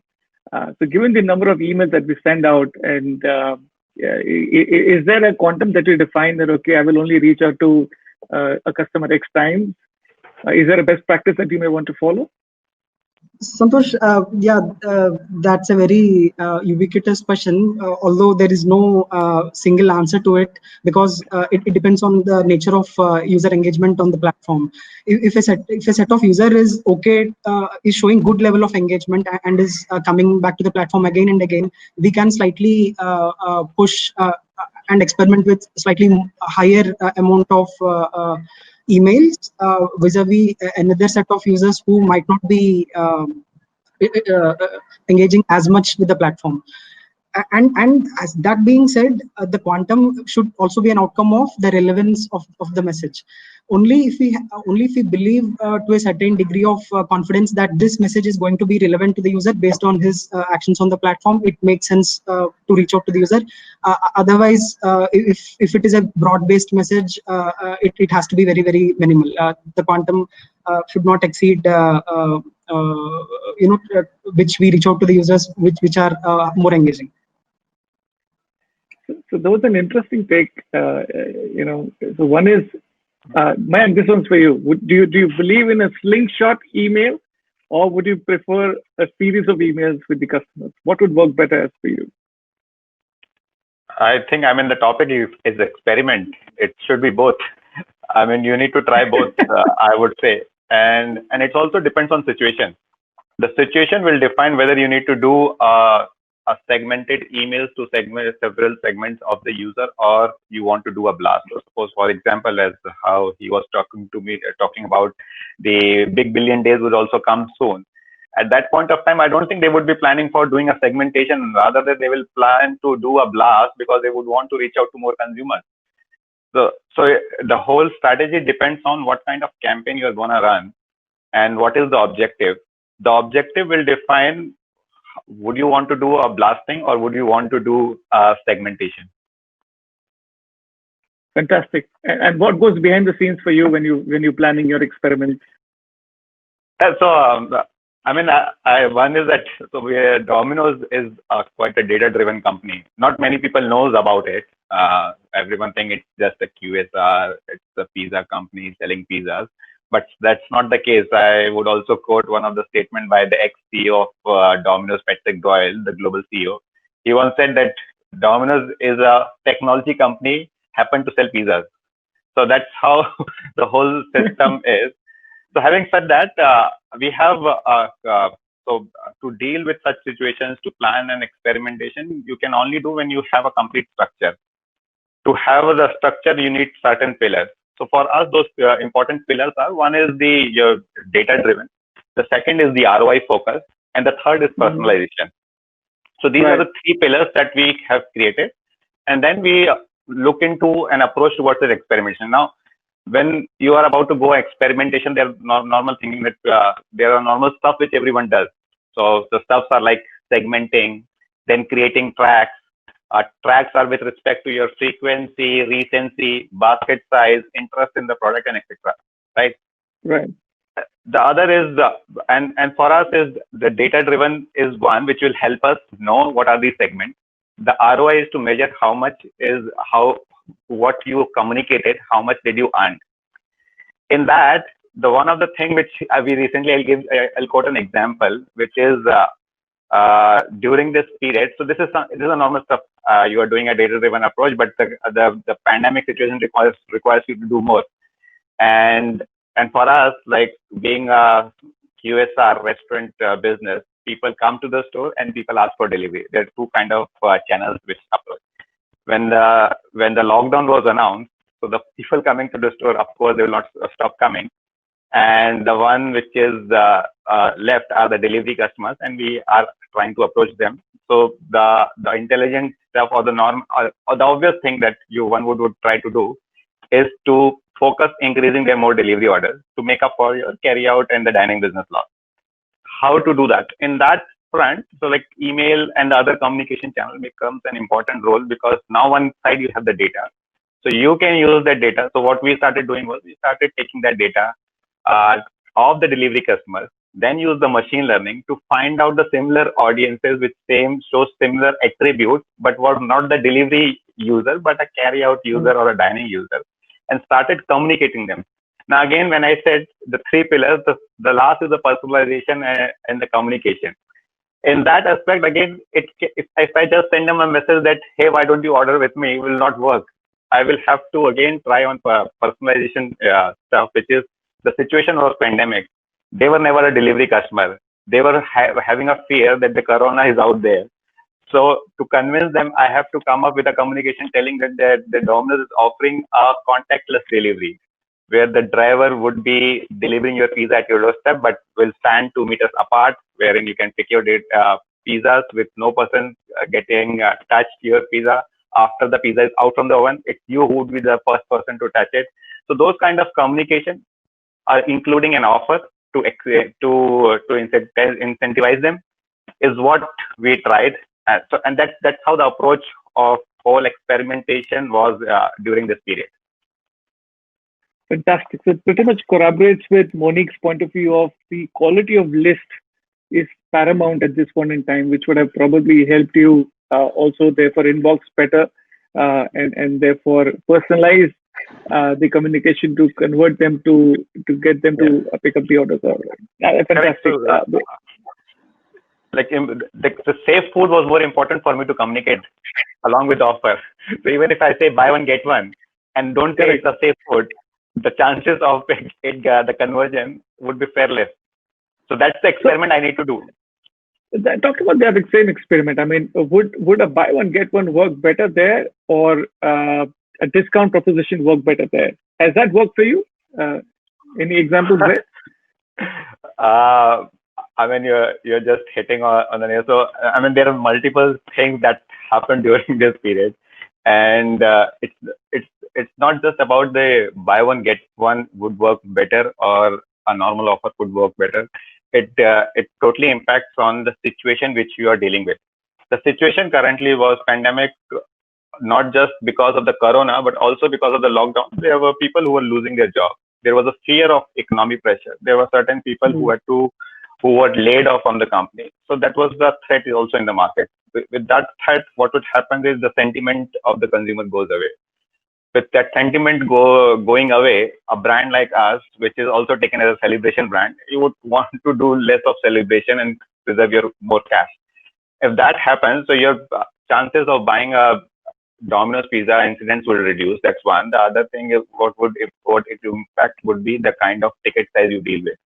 So when you do a party offer for a bigger pizzas and more pizzas, so if you're asking for buy one get one, it's 2 pizzas that would be served. We were doing buy one get 3 as an offer. Wow. And we thought, I mean, let's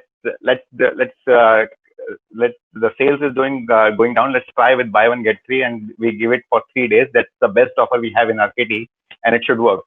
We miserably failed, because later what we realized, the people were not buying buy one get 3 because the basket size was higher and the people at the home were less.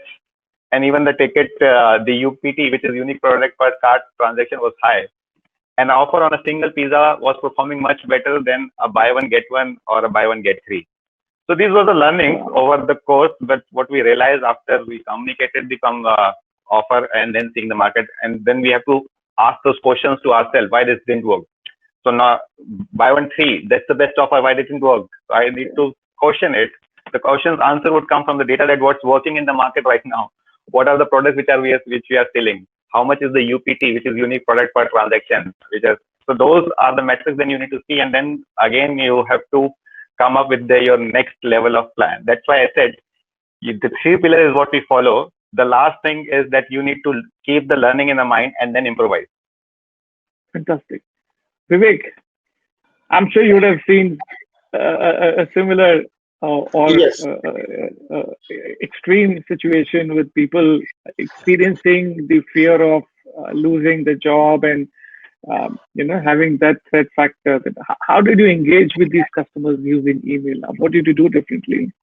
So that's where, like, okay, once the lockdown is announced, so we had a couple of challenges. Like, okay, one is the government has announced for the payment holiday. So this was the one thing we need to consider. The other thing is the market sentiment, where the people are losing out jobs and they have a loan where they cannot repay it. So these are the situation we have considered on that. So strongly, what we did while doing the experiment is like strongly we have selected the A++ and A+ segment. So rather than going to reaching out to the wider audience who are eligible, so we did a small portion like who has like good track value with our credit score and so on. So we did these segment, and with this segment we have come up with a personalization. So the contents plays an important role. During the pandemic and lockdown, there are no malls are being open, no restaurants being open, so we cannot talk to them with the leisure activities since the travel is completely banned across the country and outside the country. So we need to make sure that the content is more relevant and make sure these content has been diverted to the online marketplace like a Tokopedia or Bukalapak, so on, where the people can still purchase the product by selecting our payment services. So that plays an important role. And also in the meantime, we have strongly developed the product which is completely available through our mobile app. So the call to action plays an important role on the experiment. So where previously we used to send these people to the store locators and or an online marketplace, now we have changed it to our mobile app. So mobile app where we treat it as like the customer acquisition channels. So then we built the product we released the product on April. So where the entire onboarding process and the customer can avail the financial product completely through our mobile app. So that has taught us a lot of customers downloading our app and becoming a customer again. Fantastic. So if I hear you guys correctly, I think one common thing that is coming out very clearly is the focus on the list that each one of us is bringing together. The second is the level of personalization that we're moving towards and how it becomes far more relevant content. Gopi, how would you have used the personalization side for some of your email engagement campaigns? Santosh, every communication that we send, we have there's a continuous quest in terms of how to make it more personalized. For example, I would say if we are doing a campaign on mobiles, mobile phones is one of the categories which users buy on Flipkart. Even after a user has shown interest in buying mobiles through various signals, browse behavior or search behavior on the platform, we keep testing, and the goal is to get as personalized as possible to the extent of knowing which particular model is the person more likely to buy. Again, that ranges from that comes from using various signals which the user has left on the platform, or maybe the which device which the user is using his app from. So using these signals, we keep experimenting, and we have a model which gives us which is the best message which we'll need to reach out to the user. So once we have those curated list of messages which a user will be eligible to, this being a starting point, we again, within a curated list of content that we have for that particular user, depending on the goals that we want to drive, metrics which we want to drive, the model can decide that out of 4 or 5 messages which a user might be eligible to, this is the best message at this context, depending on the time and day of the week, etc. This message should reach out to the user. So to that level, personalization is the key, and we do various experiments which shows that the more personalized it is, the better long-term health as well as the short-term metrics we get. Whereas, in fact, even Mayank pointed out earlier that there are use cases for broad-based messages as well, which I completely agree with Mayank. Like a particular sale is coming up or so, we definitely have to communicate that event to all the users on a broadcast basis. But even there, even when we have a message to convey to all the users, we kind of find ways to be as relevant as possible, like showing to the user that if a user has shown intent in mobiles, that being the lead, show a message to that user that hey, Big Billion Days is coming up and there are these mobiles deals available. Hey, Big Billion Days is coming up, hey, there are these lifestyle or fashion which that user might be interested in. So to that level, even if there is a broadcast message, how do we make it as relevant and engaging the user? That's the goal. Fantastic. So there are so many elements in when we plan an email campaign, right? From the list to the subject line that you use, to the content that you plan, to perhaps the shading you have on the email, to the call to action that you want to publicize, to the landing page that you want to bring about these customers.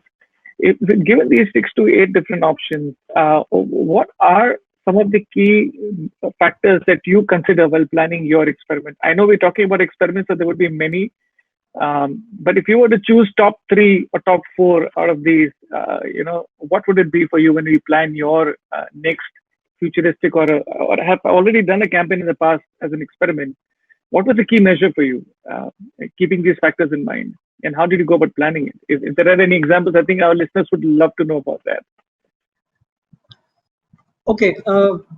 On a campaign level basis, Santosh, the experiments, I would like to give an example of a campaign which we had run during lockdown, 21 days of safe living. That was unexpected that during that time that will be a long duration of lockdown where most of the commerce was also not allowed in the country. So that time we have reached out to users with a campaign called 21 Days of Safe Living.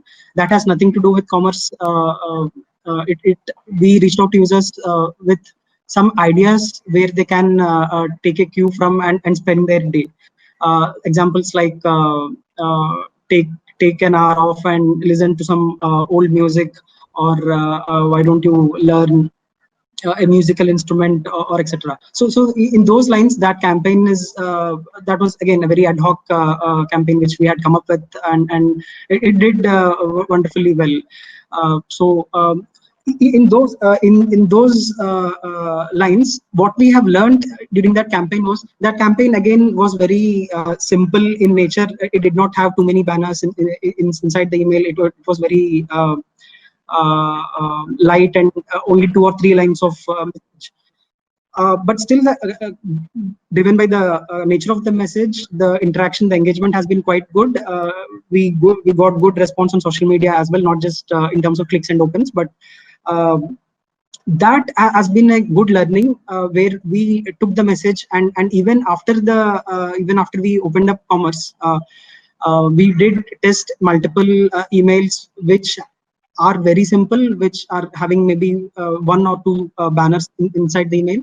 and even they did well. So in terms of the nature of the message, the size of the message, etc., we that experiment has given us good learnings, and we kind of are taking forward those learnings even later as well. Fantastic. It also seems to have an uncanny resemblance to what Priya spoke about for the PhonePe campaign, where they actually touched upon the pulse of the customer and made a difference. And somehow the engagement, non-transactional element of the engagement stood out more than the commercialization of things. It's not just about making money. We also want to stay connected with you, dear consumer.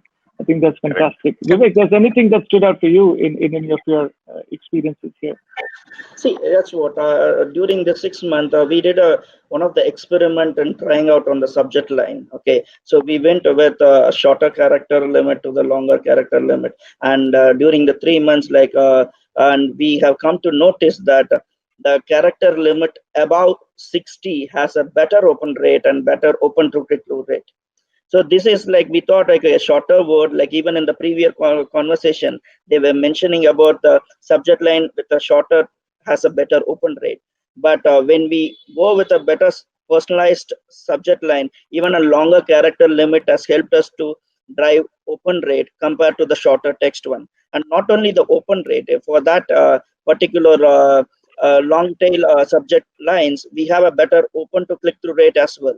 So where we have seen this, and this is an experiment which we did it on during this pandemic, and which really given us an eye opener to see that, okay, that is good. Like, okay, if we go personalized with a long tail key subject line, it is actually working out better.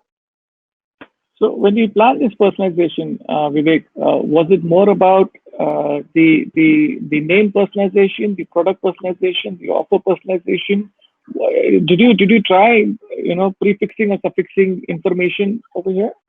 So it is more towards like, okay, we are majorly like, okay, as Mayank said, like, okay, Domino's is not a restaurant business. It is completely a data-driven company. And even Home Credit, like we are not a financial service. Like, okay, we are a risk management company. So it is completely a data-driven company. So we profile the data based on the various customer touch points, and we understand like, okay, how long the customer has been with us, what are the purchase product he has purchased in throughout like last 2 years. So what will be his way of interest, and we select those things and we offer them in a better way. Like, let's say like he bought a phone 2 years before.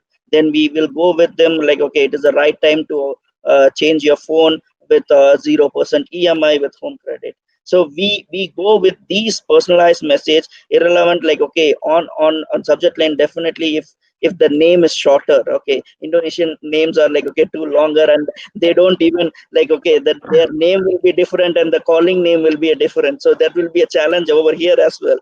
And more towards like what kind of a personality they are, and we target those relevant communication on the subject line. So it really worked out for us, like, okay, built a better open rate.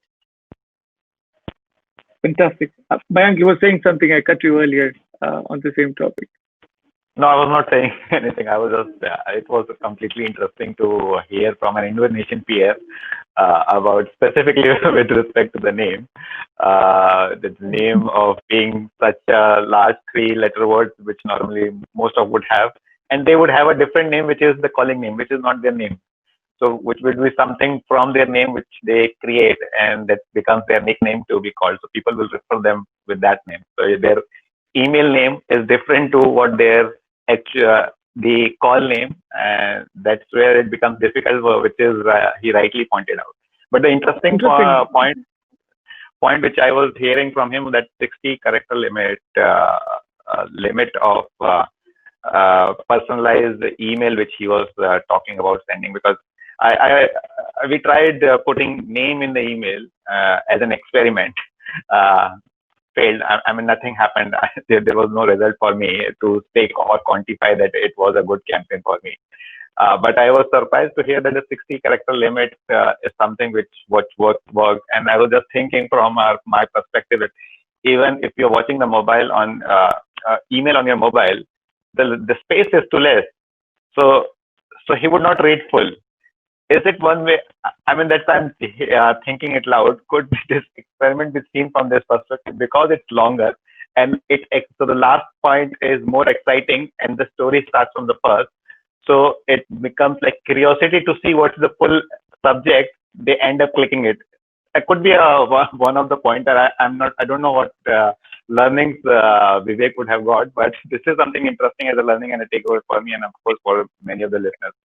Yeah, even I buy that, because almost 91% of our audience traffic is coming from mobile device. So that curiosity has made them to open the email.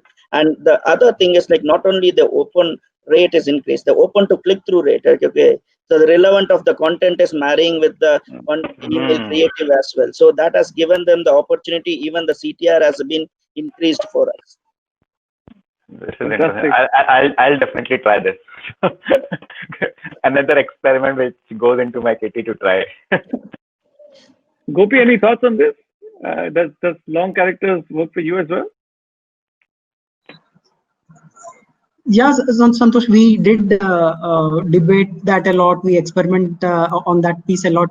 Like I said, again, it depends on the kind of communication which we want to send out to.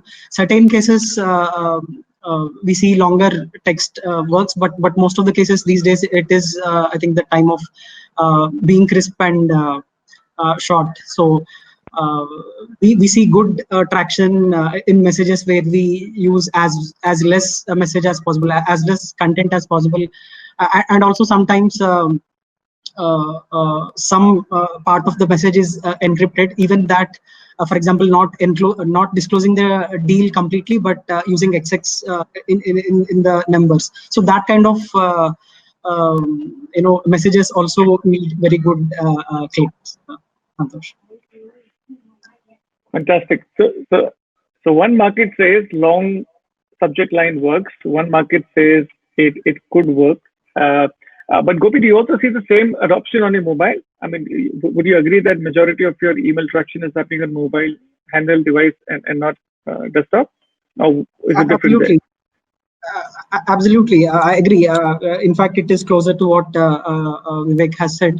So the majority of the traffic is interacting on mobile. We ensure that we check doubly sure that all the links that we send in an email open up and render well on the mobile device. In fact, that is a starting point, and desktop is a secondary. In fact, we start with mobile in all our campaign planning as well as design, etc. Mobile is the starting point. Fantastic. So if I have to listen to what Priya had to say, she spoke about age and stage, is exactly what is coming across from Vivek, what you had to say, that we look at the customers, how long have they been in the system. So it's amazing how great minds think alike. All of you happen to be in the same thought process and the aura. If you guys had to talk about some of your most amazing, either successful or the most failed experiments, which one would it be that you want to share with the audience today?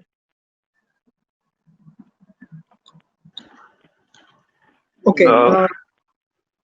Yeah, Mike, please. Yeah, so I'll go back to the starting of the discussion when you had that question of blast email or a targeted email. One of the experiments which I did during this lockdown specifically, I would not say it's a successful experiment, but it was not even bad, and it was a blasting email experiment. And what I was trying to do was blasting not just one, to those every day, morning and evening. Yep, I was doing that blast. Now the point is that people would say that your unsubscribe would increase. My unsubscribe didn't increase, so I was safe on that front. What it was actually communicating to them, because the Corona lockdown started. People were advised to sit at home, so we used that as a mechanism, and we started communicating in the morning. Thanks for being. So today is the be safe at home. Don't go out. Enjoy Domino's delicious pizza at 50% discount. Evening, we used to again thank you for staying at home, and you should be enjoying the Domino's pizza with the next offer. Delicious pizza is waiting for you. So this way, the morning and evening, we set it a time to tell them that you don't need to go out in the evening. We used to thank them that thanks you didn't went out.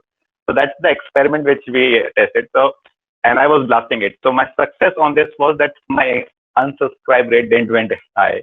It didn't even, so it was not that I would say that I would have stopped it. In terms of communication, and because that as a message I wanted to reach it out, it reached and it got registered. Some of my friends, they called me and said that I saw your mail which was talking to us about staying at home and enjoy the delicious pizza. I like it. So I would say that from that perspective, the recall was there. Fantastic. Vivek?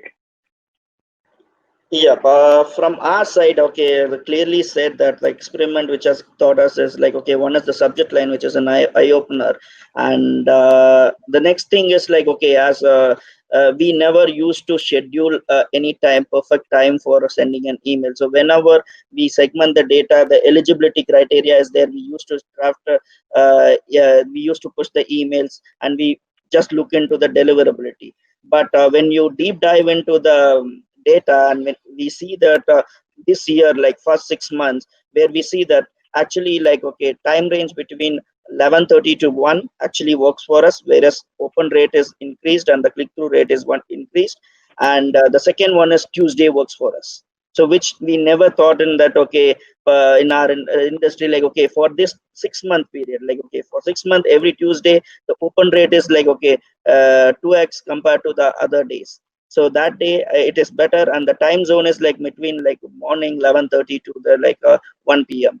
So this actually given us like a lot of learnings to our experiment, and maybe the thing is like we should avoid sending emails on the weekends or on the late night, which never, it will not work out for us. Fantastic. Gopi, this one's for you. Given the volume and the quantum of emails that go out from your side, how important is the unsubscribe as a metric in your business?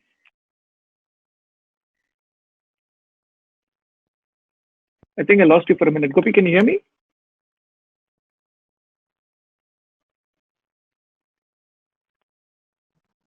Santosh, sorry, yeah, I can hear you. Okay, fantastic. So the question to you is that given the quantum of emails that go out from Flipkart today, how important is unsubscribe or as a metric for you, for your line of business today? Absolutely, Santosh. It is very critical, and in fact, like you said, given the quantum of emails which we send, that is one of the very core metrics which we track very regularly. Of course, it is very easy to get into measuring click rates, open rates at the campaign level, but to actually gauge the holistic health of the channel, I think as long as we ensure the domain and IP reputation is good, that is of course should be there as the basic.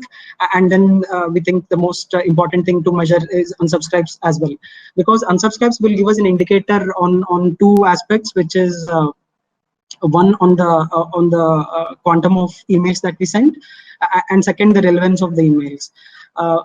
If the users feel even if the quantum is higher than what they are okay with, or they think the relevance is not there in the messages, they are likely to unsubscribe. So which is why measuring unsubscribes is a very important metric. And of course, what this leads to also an important metric of the size of engaged audience, which means the quantum of people who are interacting with our emails in the last 7 days, 1 month, and 3 months. So this is also something which we keep a track on very closely. So this, from our viewers and listeners' perspective, are there any type of campaigns that you all have seen which impact the unsubscription rate, and that they should caution themselves from that? Any advice for our listeners today? What not to do? Yes, see, the thing is, we plan it in a way that we will not spam them. Like, okay, the more interacting to the emails, like we will target them in a different way. Let's say if we are going with sending in 1 million emails, and around 15% of the emails have been opened, and remaining, like, okay, it has not been opened, we will try out with a different subject lines, so that, like, okay, there is a higher chance of people are getting opened. So we will not target the people again who already opened. So make sure that, okay, we will give enough timeline for the same offer, or if come back with a different product or a different offer to target them. So that way we maintain the strong unsubscription rate. And also we look on to the during the unsubscription, we try to get the feedback of the customer why they are unsubscribing that. So this we will take it into a consideration, like while doing the campaign measurement.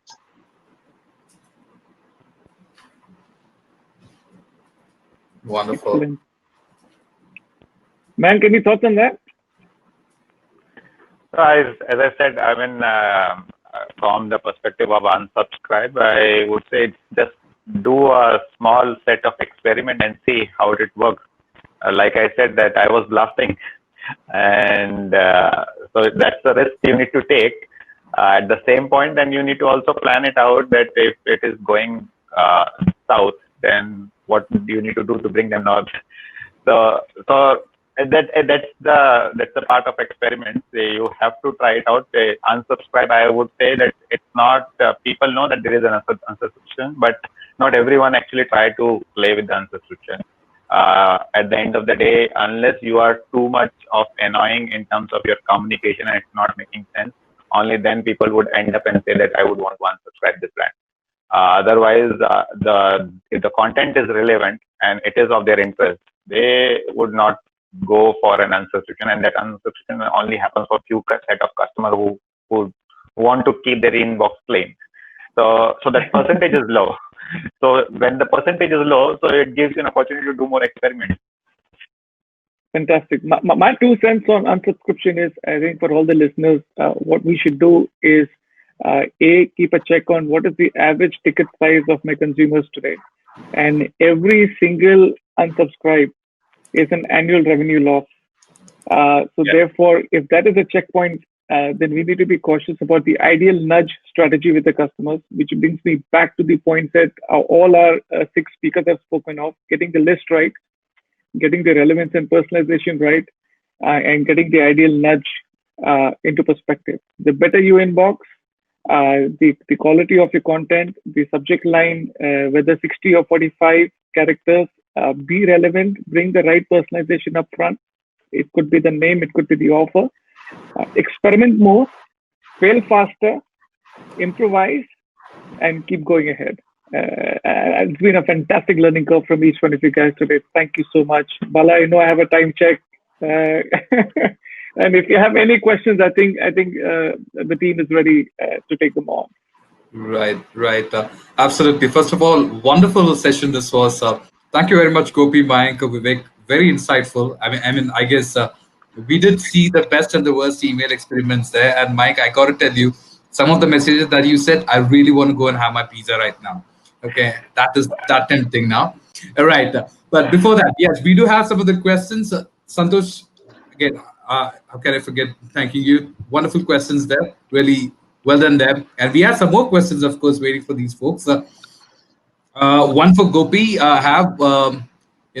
Since we have less time, we'll kind of keep one question for each, and then we kind of wrap it up, because there are people, once we kind of end the session, we'll have other folks to kind of take it up at the backstage too. So quickly on this, Gopi, for you, this is top 3. What are the top 3 successful product categories for you during the COVID period from CRM perspective at Flipkart?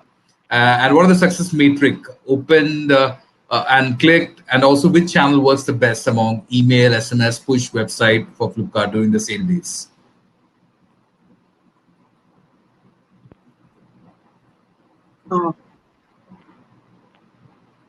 We keep using multiple channels to reach out to users for any single category. Not distinguish that people are like by pattern or click on email versus particular audience. So that kind of strategy is not something which we use, but it is more of a holistic view from a customer standpoint. As in, if there is a message to communicate to the user, to be leverage multiple channels including to land the point that user. So on those lines, email is a much has a larger canvas to show the message where multiple offers or the new that in that. Whereas the push notification, the message has to be very the single line which is on the screen. So each channel has its role to play, and it has to be involving multiple.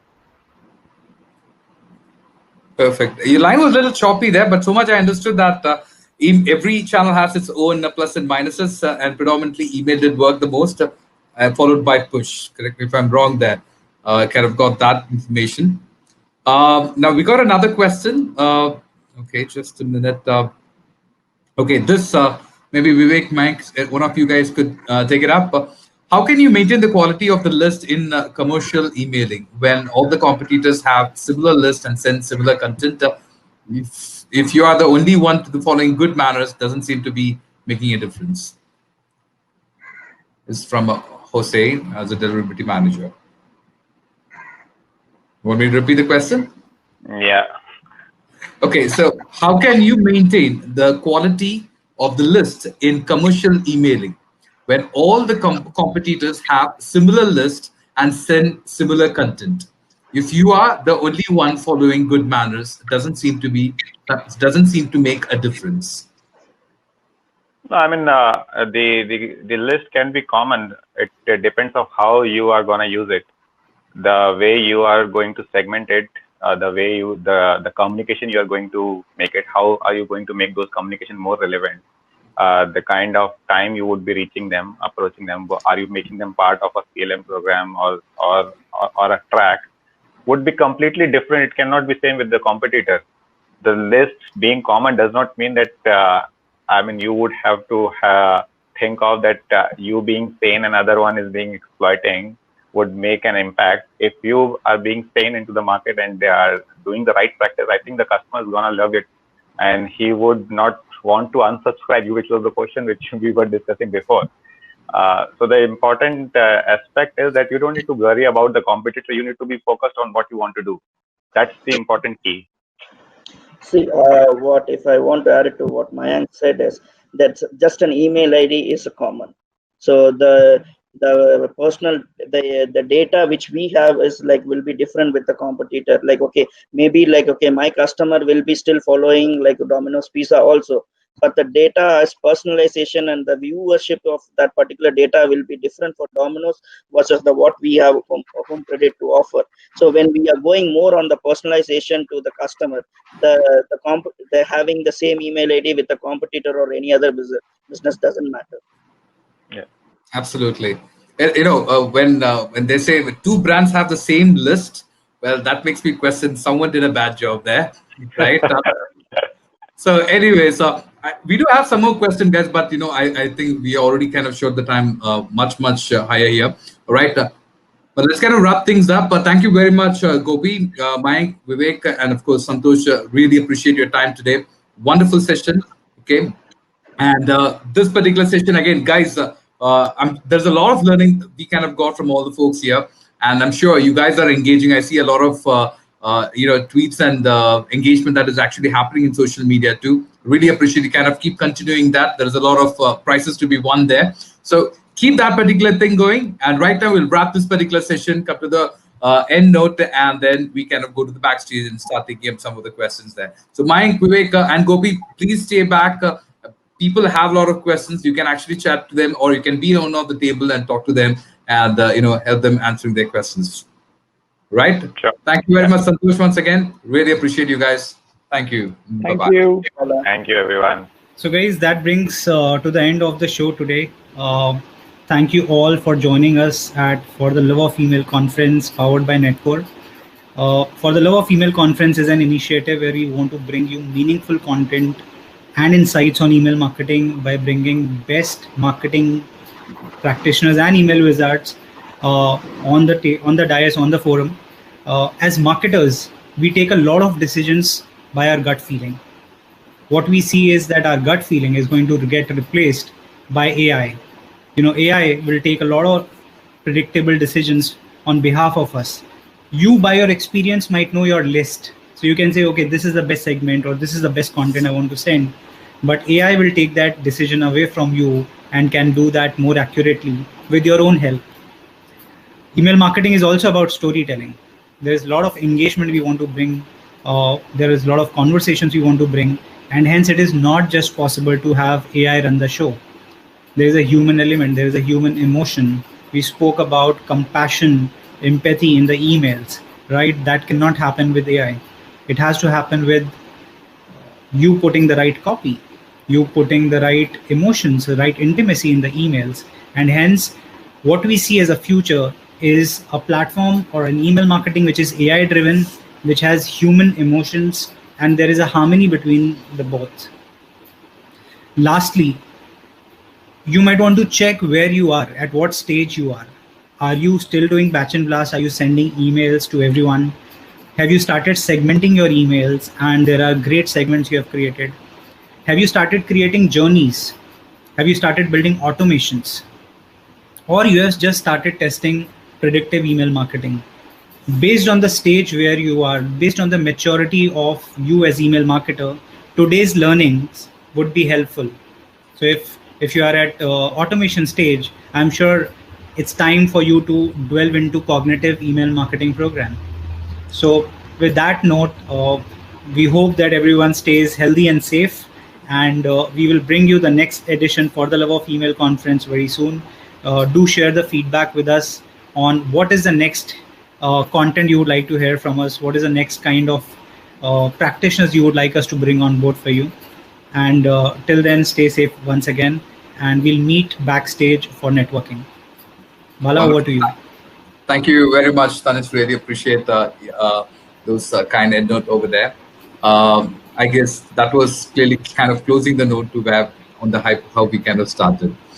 Just wanted to kind of take the final word and thanking all the people who have actually taken time, have come to this particular event on a Thursday. For many people across the globe, they have taken time and who have been watching us so long. Really appreciate that particular thing. And also appreciate the brands and the folks who have actually joined in making this event a more successful one. Special shout out to Gopi Krishna Flipkart, Priya Patankar from PhonePe, Anurag Mukherjee from Matahari, Mayank Singh from Domino's, Vivek from Home Credit Indonesia, Monik from Mindvalley, Chaitanya from Netco, Santosh from Netco, and of course Tanishka from Netco. Thank you very much for your show today. Really, really insightful. And like I said, for the love of emails, we'll be kind of meeting on soon. Thank you very much.